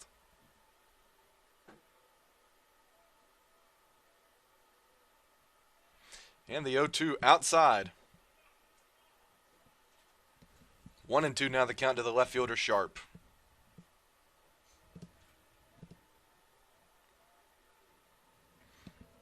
There's action in both bullpens now. With the 1-2 on the way. Sharp's going to hit it right to the third baseman, Meadows. He's going to throw over to second for the force out.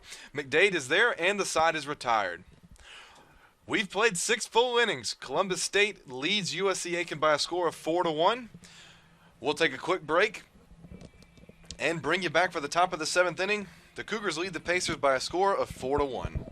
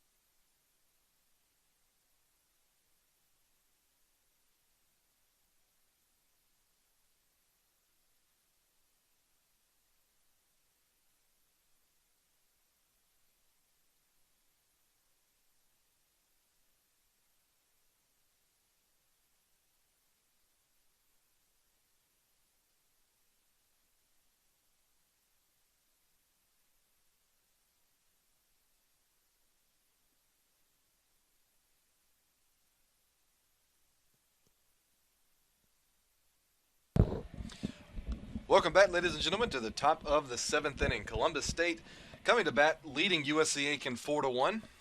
And leading off the inning is the first baseman. That's number 10, Stephen Minter.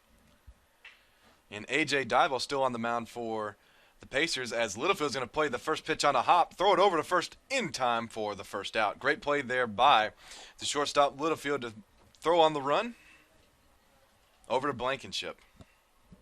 So Minter's retired in 1 pitch, bringing to the plate the third baseman, number 7, David Meadows.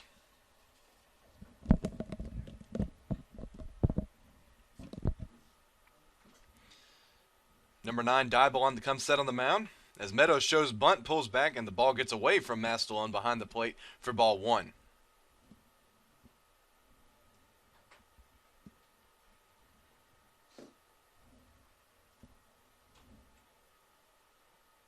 One and 0 now the count.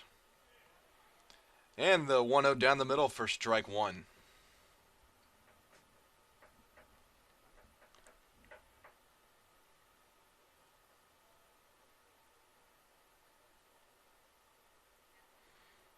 One and 1 now the count to Meadows.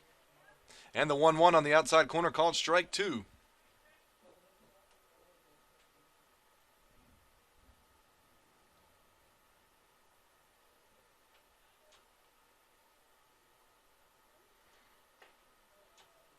The 1-2 just missing high and outside, evening the count at 2-2.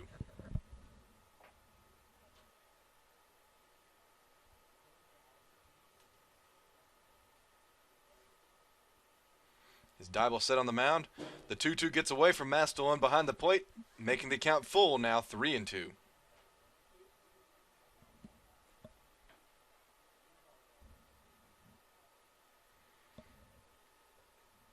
As Meadows comes back to the batter's box, he's set and ready. Dybel on the mound, comes set out of the stretch and ready. And the payoff pitch on the way. It's going to be hit into center field for a base hit. Mcquillen giving chase.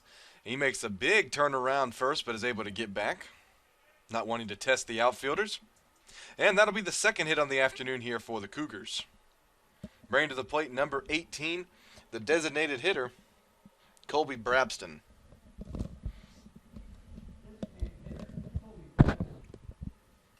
One out, runner on first here in the top of the 7th.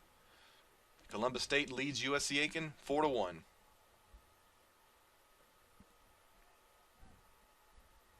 As Meadows gets his lead at first, held by Blankenship.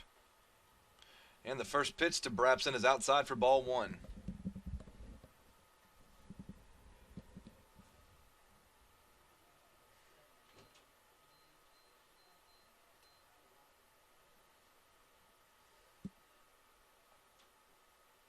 Dybel checks the runner at first. He's back in time.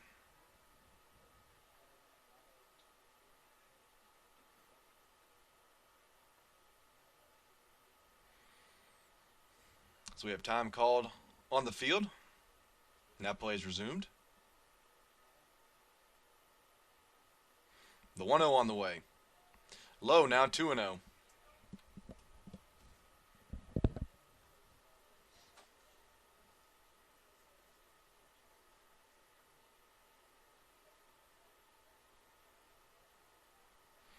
Dybel's going to check the runner again at first, and he's back in time. Just getting back in time.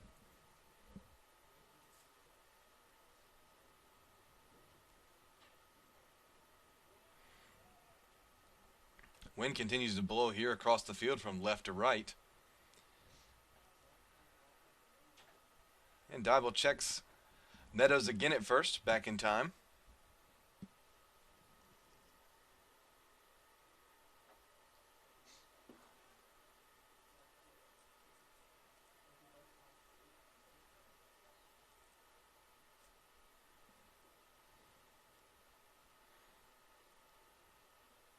And he's going to check him again, back in time.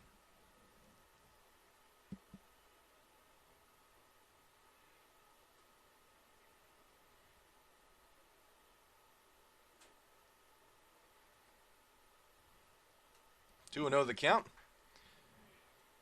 And Brabston fouls off the 2-1 at the plate.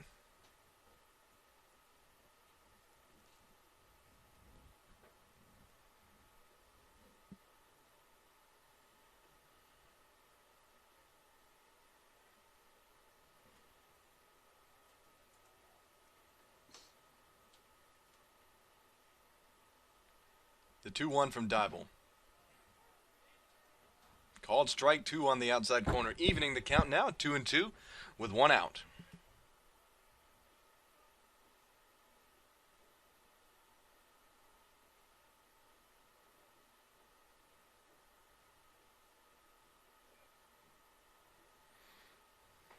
The 2-2 is outside, pushing the count full now to 3-2.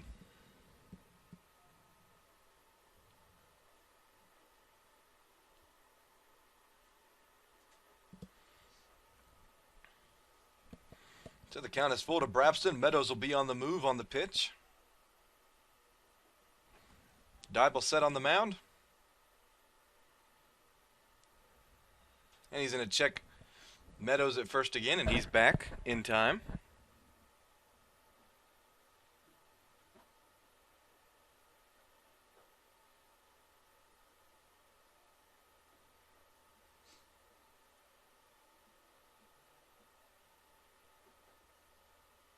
The payoff pitch on the way, outside for ball 4. So Meadows breaks for second, but it's all for nothing as he's able to advance. And the Cougars now have runners on first and second with only one away here, bringing up number 9, the right fielder. That's Derrick Wiley. There is movement in the Pacers bullpen.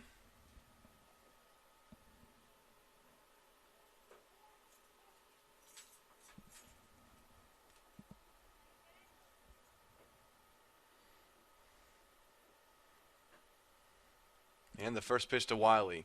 Missing outside for ball 1.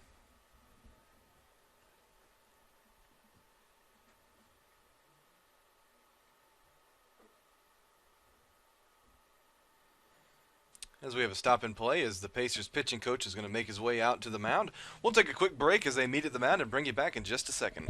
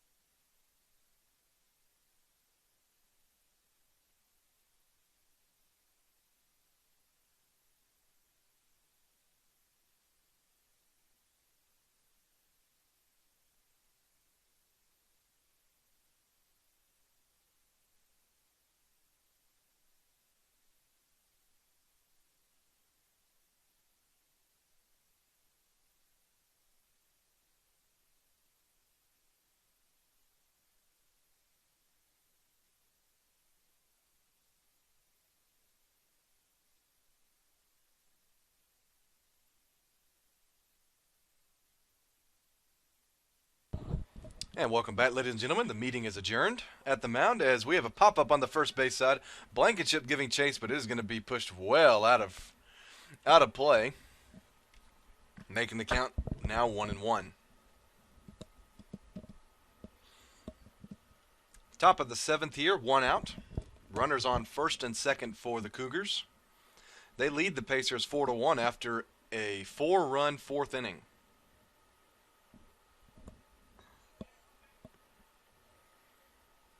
And the 1-1 from Dybel. Missing low now, 2-1.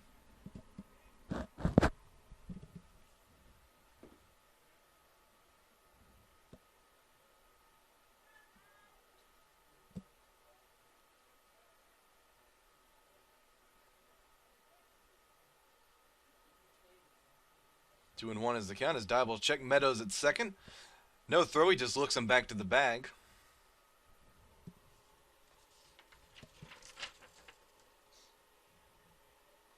Meadows has 8 stolen bases on the year, so makes sense why Dybel is keeping a close eye on him.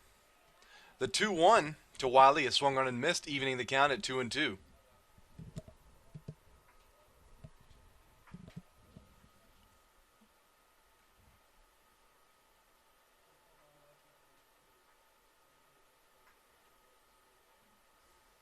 And the 2-2 on the way. Low moving the count to 3-2.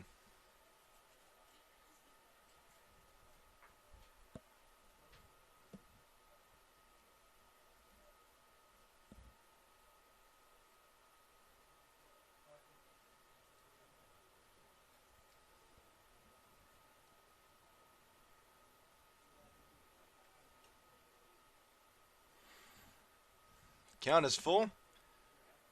And the payoff pitch. Missing outside for ball 4. So another walk. Numerous walks have loaded the bases for the Pacers here with 1 out in the top of the 7th. That brings to the plate number 4, the second baseman, Matthew Mcdade.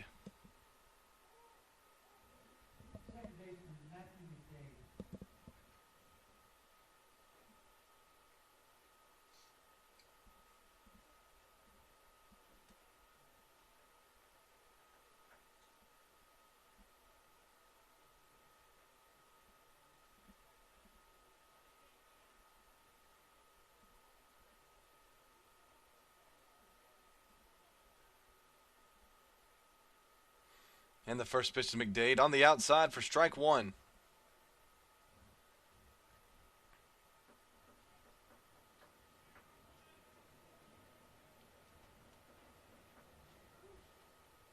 Wind really picking up now. And the 0-1 swung on and missed for strike 2.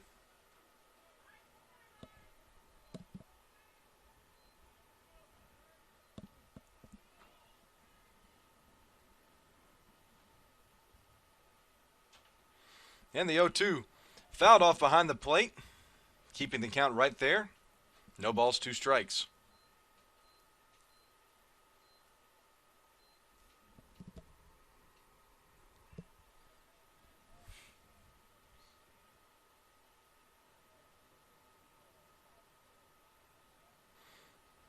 The 0-2 misses high, moving the count to 1-2.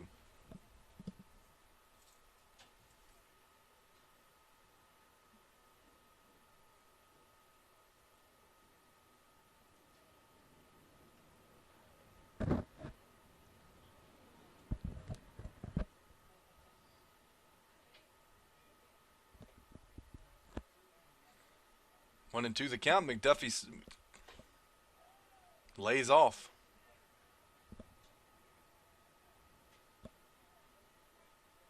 Count even now at 2-2.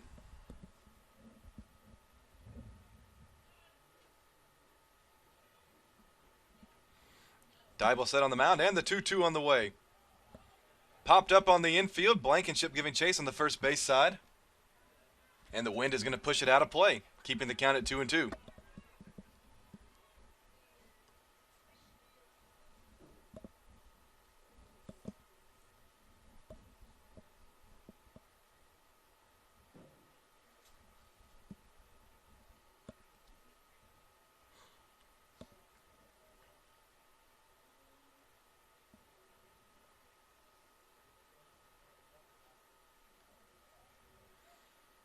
The count is full now at 2-2. And the pitch misses high. Now 3-2 the count. The count is full. Bases are loaded. All runners will be on the move again on the pitch. As Mcdade steps out of the batter's box, collects himself, now steps back in, ready to face the 3-2. Dybel is set on the mound, and the payoff pitch on the way. It's going to be fouled off on the first base side, getting out of play, keeping the count at 3-2.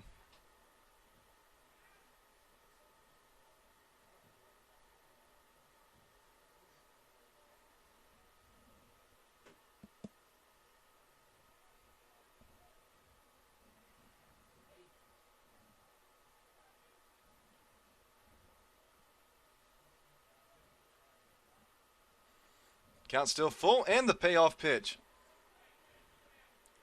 Hit down the left third base line, foul. And the count remains full at 3-2.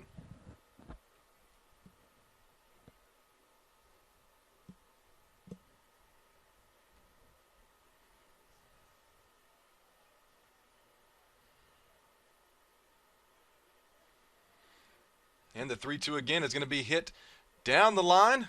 No signal yet, and it's going to be called a foul ball, just getting over the bag and landing in foul territory.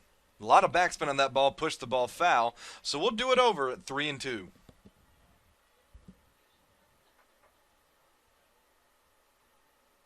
Tough break for the Pacers there, the ball going foul. Would have been a tailor-made double play for Huntley throwing over to first.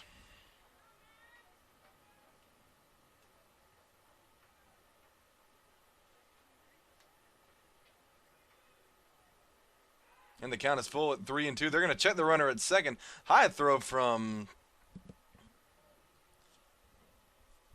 the pitcher, but he's able to apply the tag. Not in time.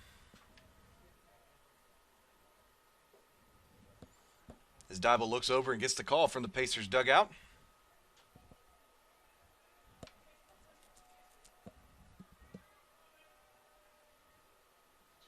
As Dybel set on the mound. And the payoff pitch again. It's going to be hit down the line. Fair ball. Diving play by Huntley. He throws over to first in time, but a run does come across to score. But great play there by the third baseman, Scott Huntley, for the Pacers. That definitely saved at least 2, maybe 3 runs from scoring, as it was hit right down the line, giving a strong throw over to first, at least getting the second out of the inning. And that brings to the plate number 13, Conor Hurley, the center fielder for the Cougars, with runners on second and third and 2 outs.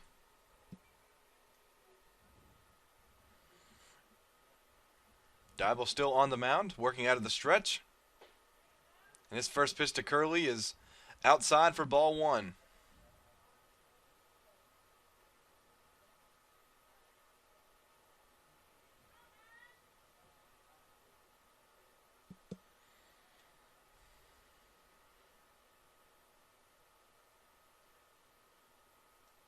And the 1-0 on the way.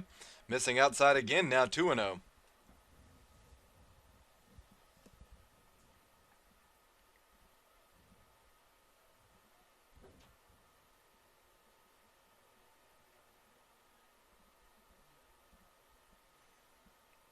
The 2-0 on the way to Kirkley.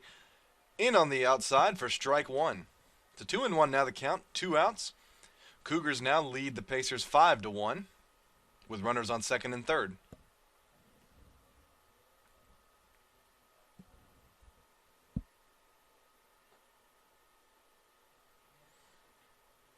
The 2-1 is a pass ball getting away from Mastalone, and the run is from third is able to come across and score without a throw. The Cougars extend their lead to 6-1 on a wild pitch.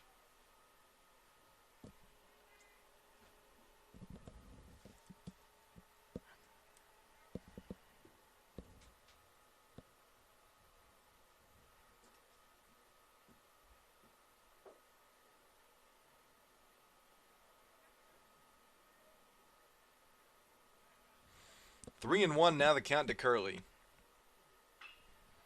And he's going to pop it up on the right side. Blankenship is there in foul territory to make the catch and retire the side. For the Cougars in the top of the seventh, 2 runs, no hits, 1 man left on base. We'll go to the bottom of the seventh inning. USC Aiken coming to bat, trailing 6-1.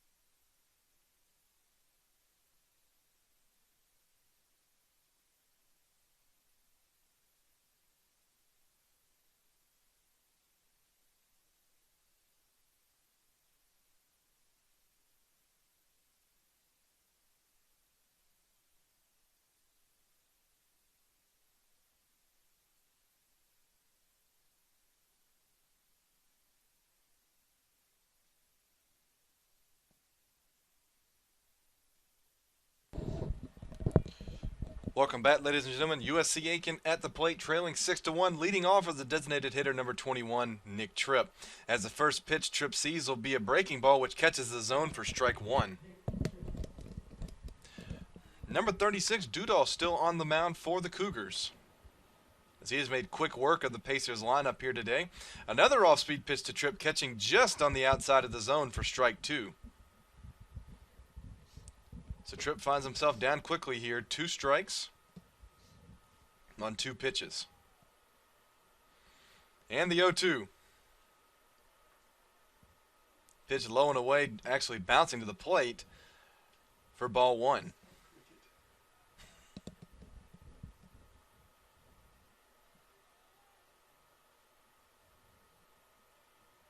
One-two to Tripp on the way.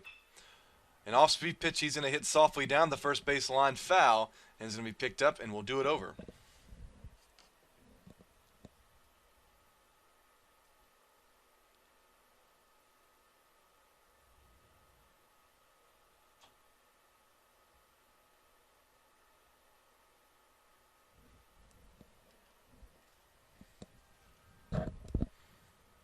And the 1-2 to Tripp.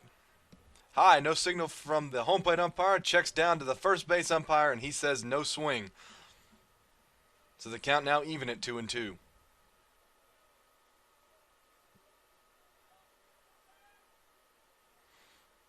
And the 2-2 to Tripp is going to be fouled off down the right field line.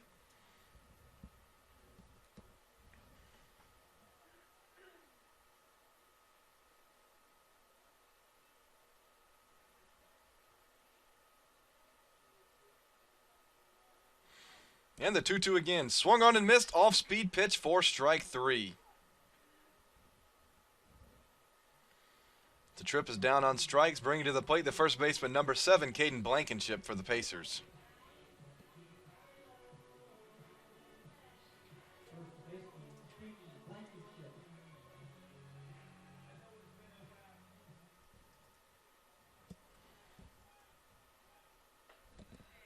And the first pitch Blankenship sees is a strike for 0-1.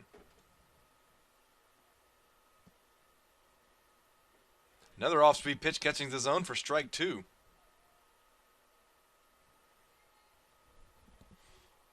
So Dudal in the zone right now, not having much trouble in not finding the strike zone as he gets Blankenship to chase on 3 pitches for strike 3.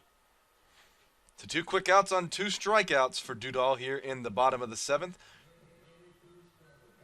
Bringing to the plate, number 4, the catcher, Marcus Mastalone on the afternoon for the Pacers.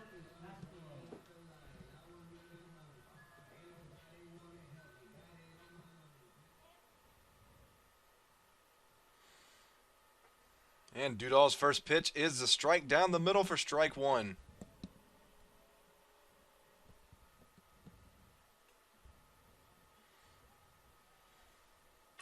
The 0-1 is an off-speed pitch. Mastalone lofts into shallow left center field, but the shortstop, Boaten, is there to make the catch and retire the side. For the Pacers in the bottom half of the 7th, no runs on no hits and no men left on base. The Pacers are down to their last 6 outs, trailing 6-1. We'll take a quick break and bring you back when the Cougars come to bat in the top of the 8th.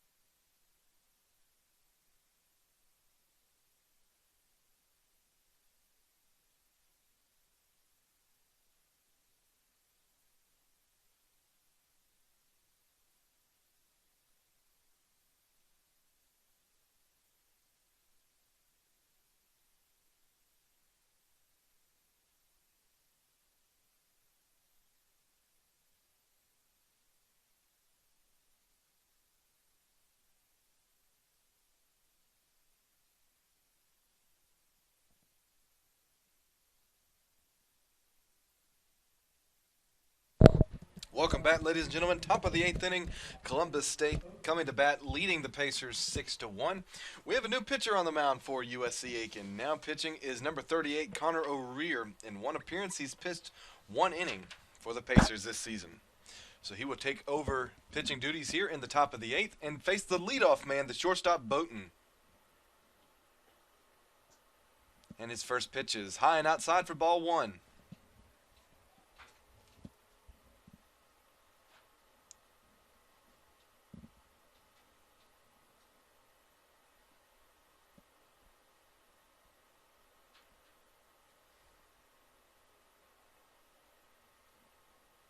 And the The 1-0 from O'Reer. Inside, almost hitting Boaten again. No stranger to the base on balls today after getting hit 2 times.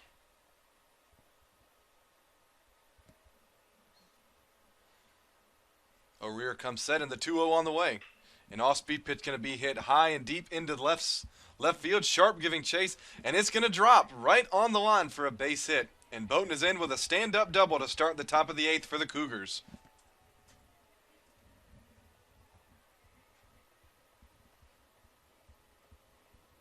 Wind definitely played a factor there. Almost was able to go foul, but it looked like the ball just stopped in midair and dropped as the wind blew from left to right, keeping it in the playing field, bringing up the left fielder, number 12, Wynn Johns. As Johns shows bunt, and he's not able to pull the bat back in time as O'Reer throws a strike past him for 0-1.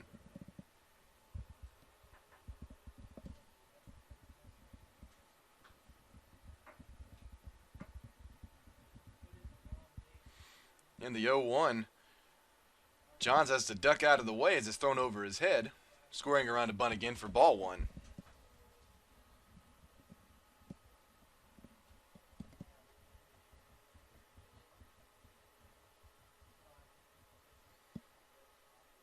O'Reer set. John squares the bunt again, and it's going to be a bunt right back to the pitcher. O'Reer's got it, throws over to first, but the throw pulls the second baseman Sear off the bag, and he's going to be safe.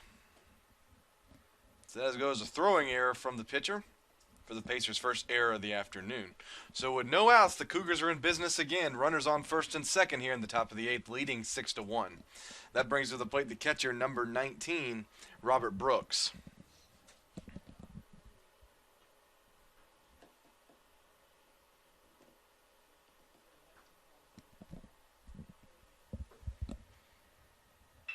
And Brooks is going to hit a line drive back into center field. Mcquillen's got it. He's going to throw it in. And the run is going to score without a throw, and the Cougars extend their lead to 7-1 on an RBI single from the catcher Brooks. And with that, the Cougars still have runners on first and second with no one out here in the top of the 8th.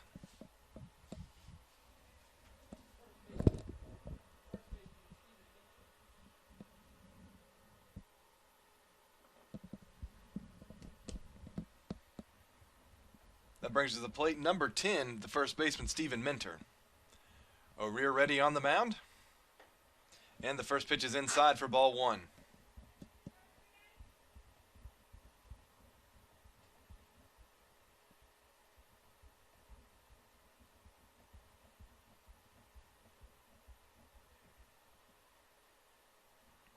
First pitch to Minter on the way. Going to be hit right back up the middle. Littlefield's got a glove on it. Tosses to Sear for 1. Throws over to first in time for the double play. So the runner does advance to third, but the Pacers are able to get a little bit back with 2 outs here on the 6-4-3 double play. And the third baseman, number 7, David Meadows, will step into the batter's box.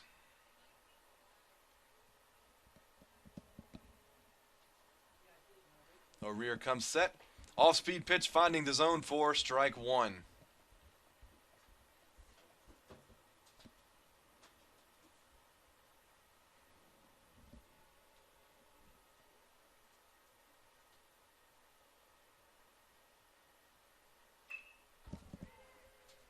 The 0-1 is popped into right field. Hannan's got a read on it. He makes the play, and the side is retired.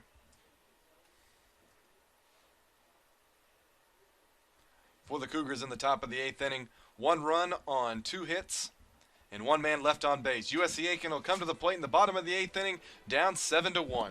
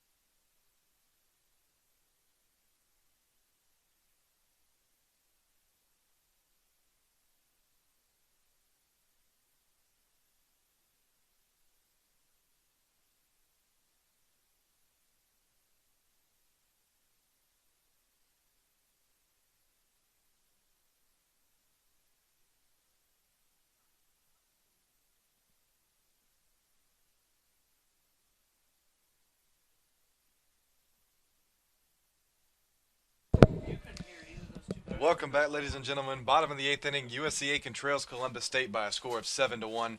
The third baseman, Scott Huntley, steps into the batter's box to lead off for the Pacers. Still on the mound is the starter of the afternoon, Dudall, for the Cougars. And the first two pitches he throws to Huntley are outside, moving the count to 2-0. The 2-0 to Huntley. On the outside corner for strike one.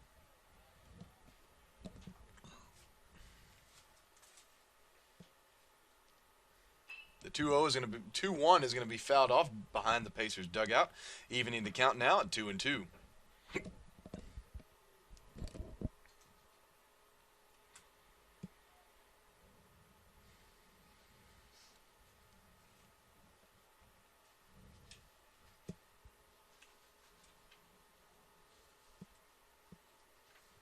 Two and two the count. Dudall set. Off-speed pitch is going to be hit to the second baseman, Mcdade, and it's going to bounce off his kneecap, and Huntley is going to be safe. So that'll be the Cougars' first fielding error here on the afternoon.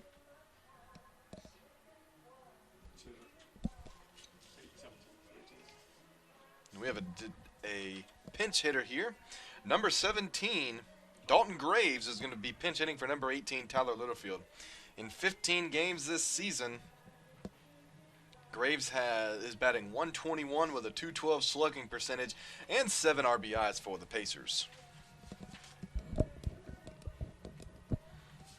So he will be pinch hitting here in the number 9 spot. Leadoff man Mcquillen on deck. And the third baseman Huntley on first base as he gets his lead. He'll be held. Graves set in the batter's box, and his first pitch from Dudall swung on and missed for strike one.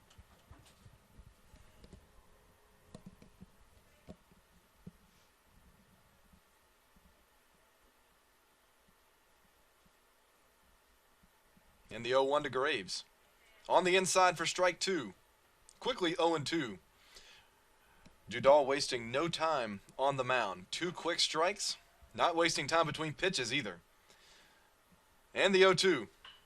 Going to be hit down the line. Fair ball. Just getting inside the bag. Advancing to second base is Huntley, and Dalton Graves comes through with the pitch hit single, bringing the top of the lineup to the plate for the Pacers. And number 8, Sean Mcquillen, is going to step to the batter's box. But before that, we have a coach emerge from the Cougars dugout, and it appears we're going to have a call to the bullpen. So Dudall's day is done after 1 run given up and 7 hits allowed. We're going to take a break and let the new pitcher get his warm-up reps in, but we'll give you a name and number as soon as we get back.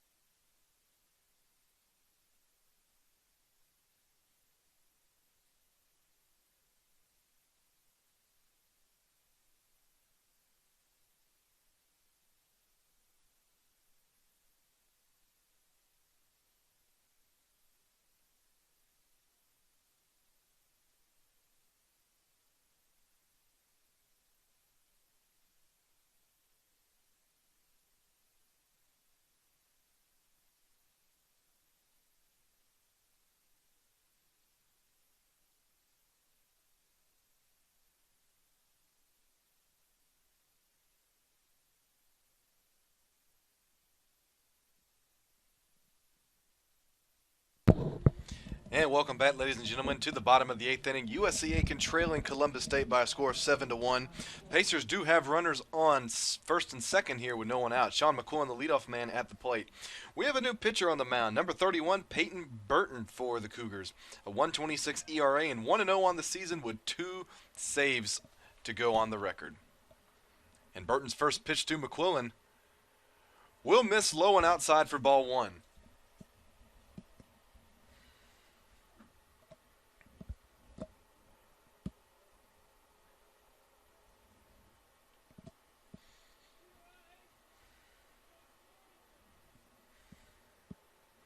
And the 0-1 on the way.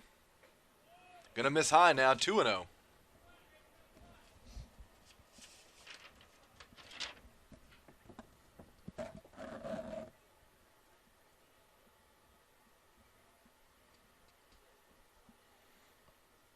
The count to Mcquillen. High again now, 3-0. The right fielder Jackson Hannan standing on deck for the Pacers. 3-0 the count to the leadoff man, Sean Mcquillen.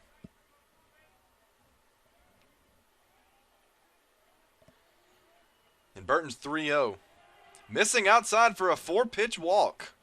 And the Pacers now have the bases loaded with no one out here in the bottom of the 8th inning. There still is action in the Cougars bullpen as well, as there is in the Aiken bullpen.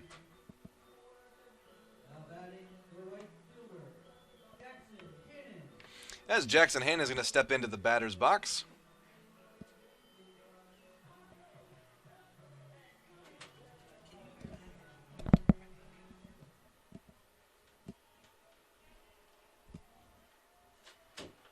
And Burton's first pitch to Hannan.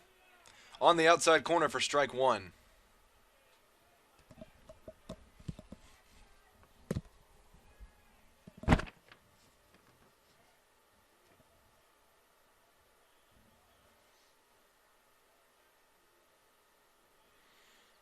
And the 0-1, Hannan is going to hit into left field and deep. And the runner from third is going to tag up. And he's going to be able to make it in without a throw. And the Pacers are going to get a run back here in the bottom of the 8th, cutting the deficit to 7-2 on an RBI sac fly from the right fielder, number 10, Jackson Hannan.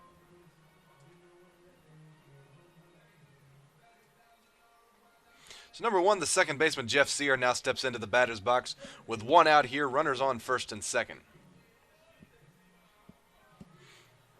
Hard hit ball there by Hannan into left field. Hung in the air due to the wind blowing it back. So Sear will step into the batter's box ready. And the first pitch from Burton on the way is going to be high and outside for ball 1.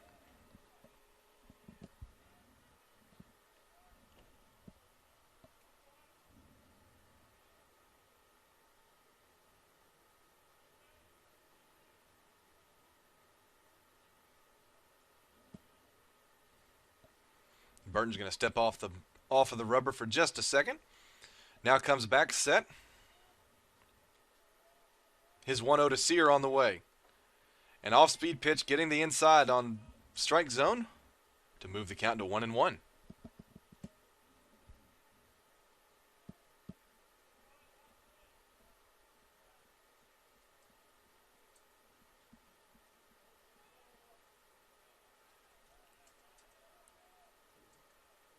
One and one now the count on Sear.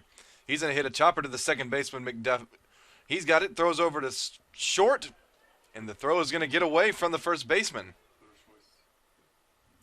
And it'll be a fielder's choice there.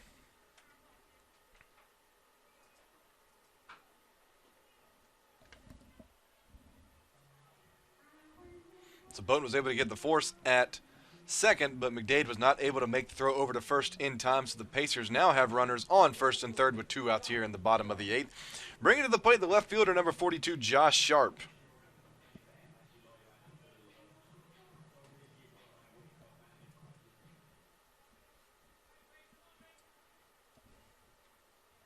Burton set on the mound, and his first pitch to Sharp is a high and inside for ball 1.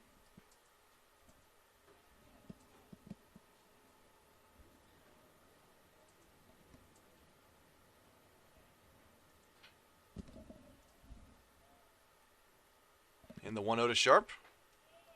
Low and outside now, 2-0.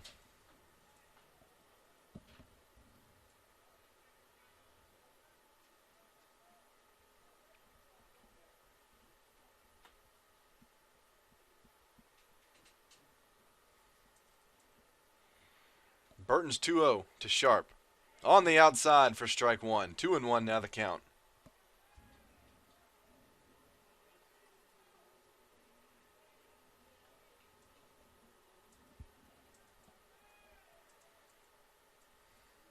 The 2-1 to Sharp. It's going to be fouled off over the backstop, moving the count even to 2-2.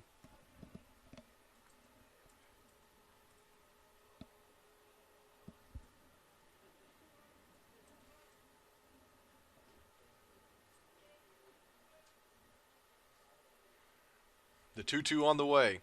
Just missing on the outside to move the count full at 3-2.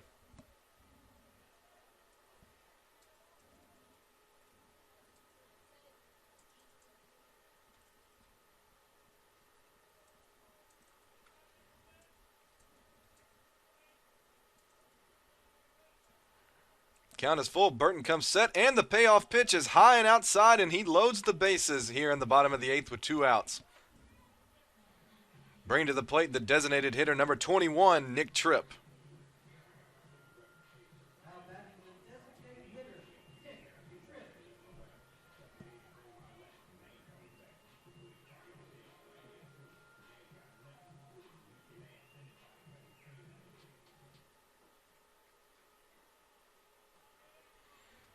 Burton set on the mound now. The first pitch to Tripp. Swings and fouls it off to the backstop for strike one.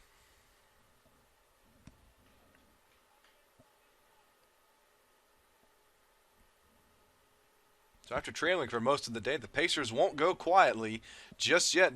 Bases loaded here, 2 outs, trailing 7-2. Burton set on the mound, and the 0-1 to Tripp is going to be fouled off again behind the backstop, moving the count now to 0-2.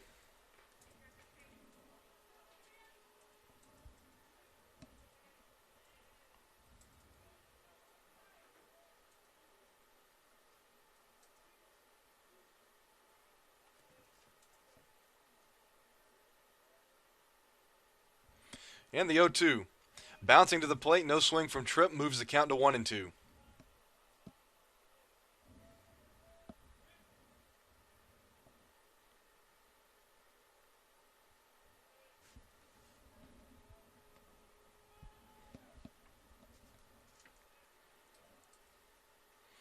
The 1-2 to Tripp, off-speed pitch, swung on and missed for strike 3, and the side is retired. For the Pacers, they get 1 run on 1 hit and 3 men left on base.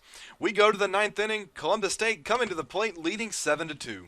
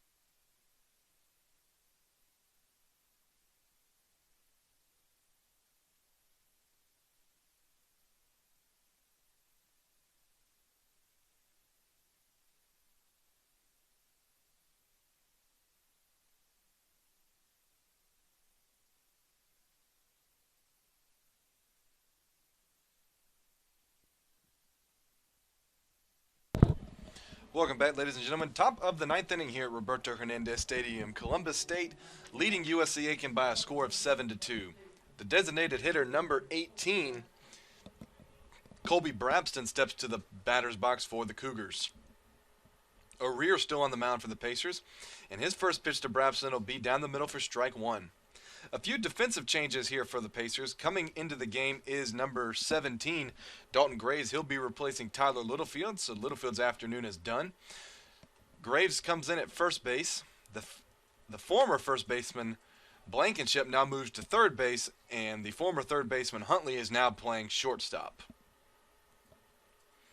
As the second pitch to Brabston is highs to move the count to 1-1.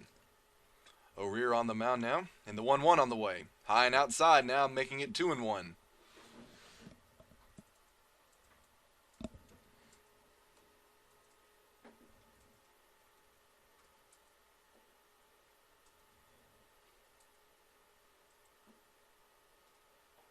The 2-1 from O'Reer is down the middle for strike 2.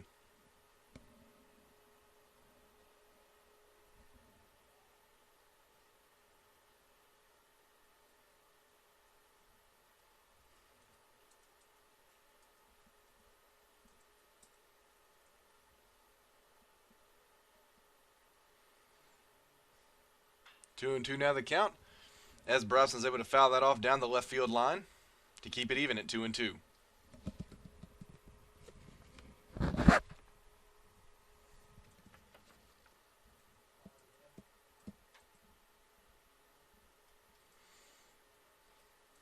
The 2-2 low again, making it 3-2.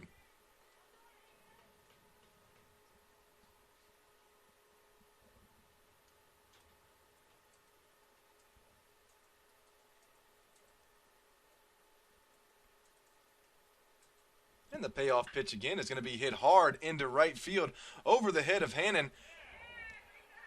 And it's over the wall for a home run. Number 18, the designated hitter, Colby Brabston, hits a line drive over the right field wall to extend the Cougars' lead to 8-2.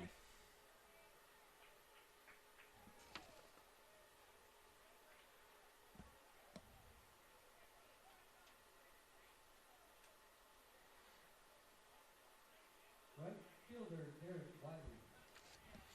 That brings to the plate right fielder number 9, Derrick Wiley for the Cougars. And the first pitch he sees is down the middle for strike 1.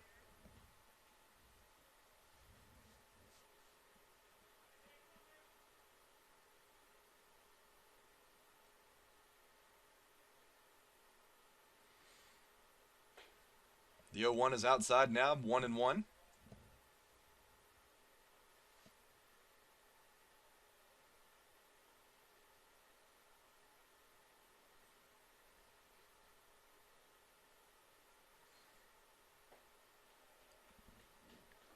One is swung on and missed. Now 2-1.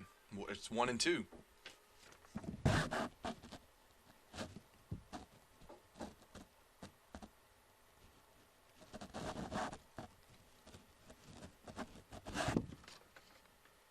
The 1-2 on Wiley.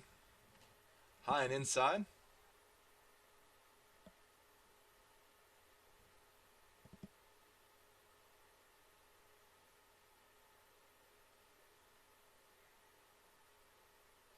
Two on the way. Missing outside. And the count is full at 3-2.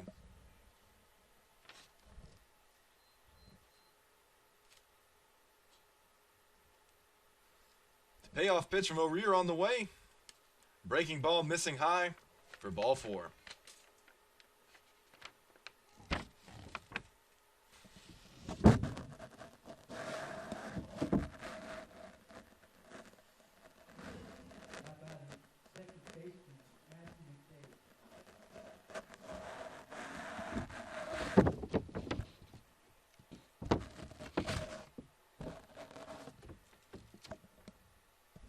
Second baseman number 4, Matthew Mcdade, steps into the batter's box now. First pitch he sees is fouled off behind the backstop for strike 1.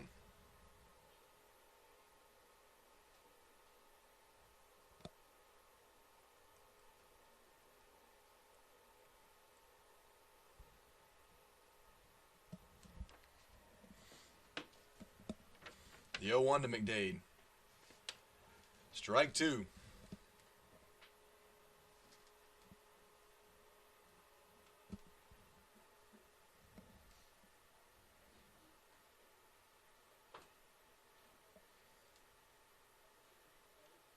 0-2 the count. And they're going to check the runner at first. He's back in time. The ball just missed on the outside.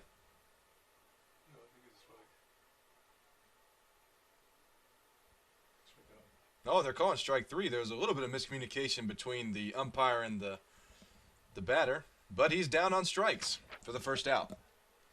And that'll bring to the plate number 13, the center fielder, Conor Curley.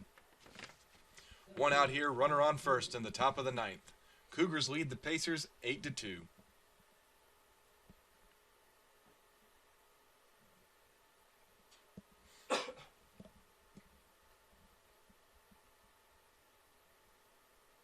First pitch to Curley. Call strike 1 on the outside.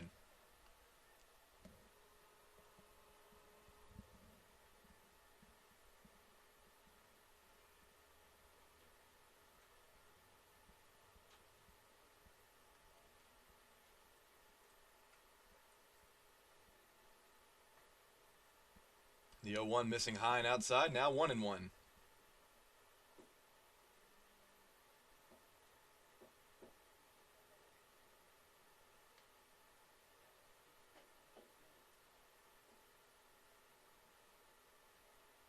The 1-1 to Curley. On the inside, just getting out of the way, making the count 2-1.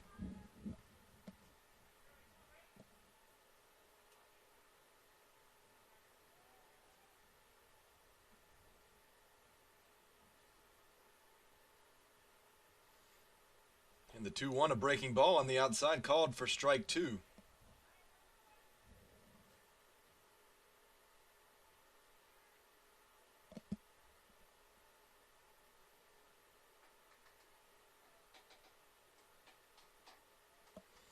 Two and two the count. O'Reer set on the mound. Breaking ball missing high, moving the count full at 3-2.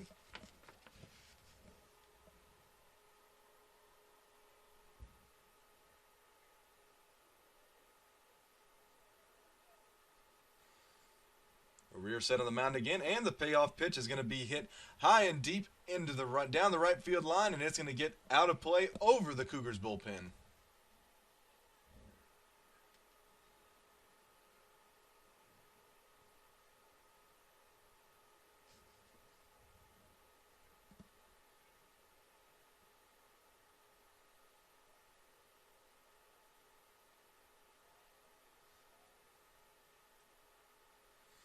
Count is full with one out, runner on first. O'Reer comes set, and the payoff pitch. Fouled off again behind the backstop. We'll do it over.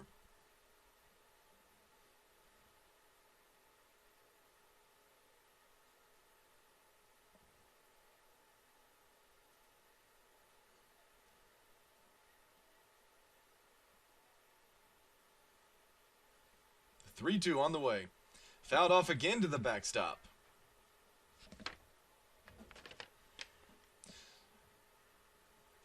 With that again, Curley making the most of this at bat after 3 straight foul tips on 3-2. And the 3-2 again on the way. There's going to be a pop-up on the left side. Huntley is under it, makes the catch for the second out. And that brings the leadoff man back to the plate, the shortstop, number 15, Isaac Boaten.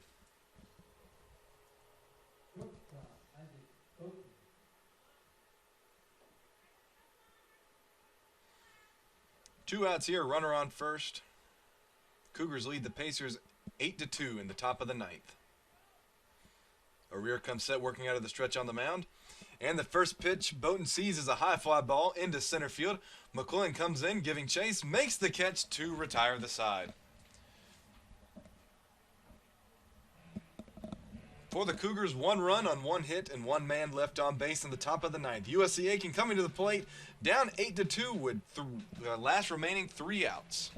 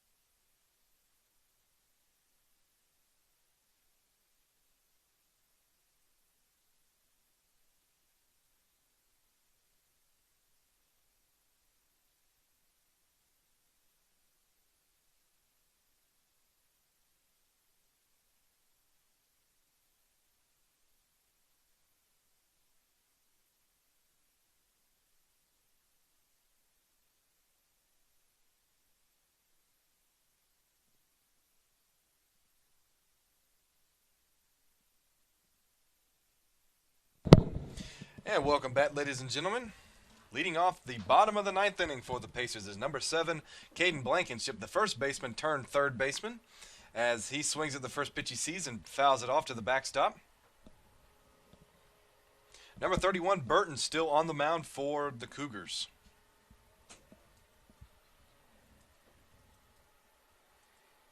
And the 0-1 to Blankenship is going to be a chopper down the third base line again into foul territory, making it 0-2.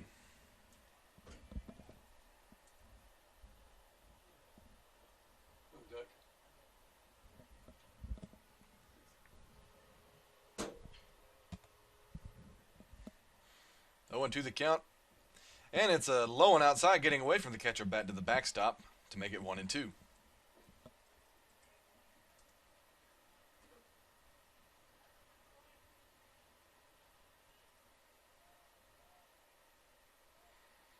One and two the count on Blankenship. He's going to hit a line drive to the third baseman, caught by Meadows. He's going to throw over to first in time. They don't call it the hot corner for nothing, as that was a line drive caught on a hop and thrown over to first for the first out.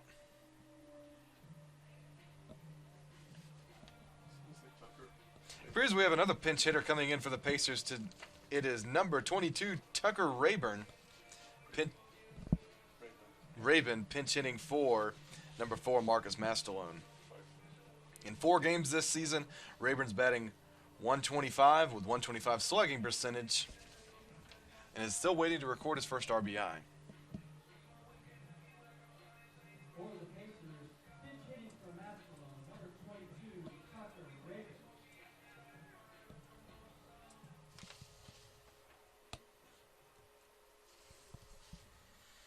As Burton's first pitch to Rayburn hits him on the elbow, so he's going to take his base.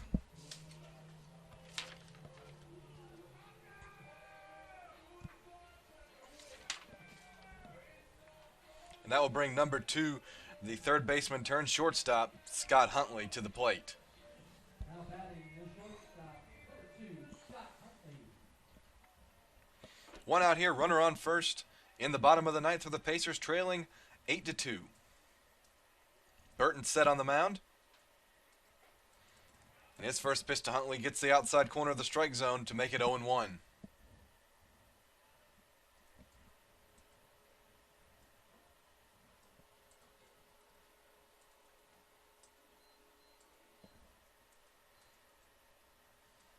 On Huntley, and Burton's 0-1. Same position as before on the outside corner for strike 2.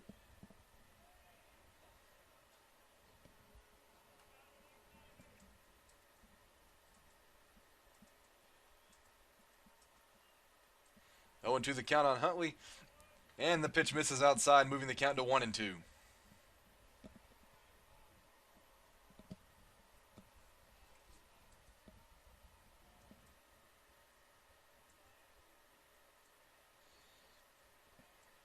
The count.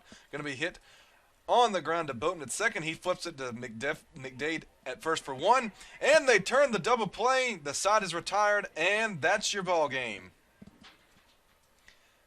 Your final score, Clayton State 8, Columbus State 8, USC Aiken 2.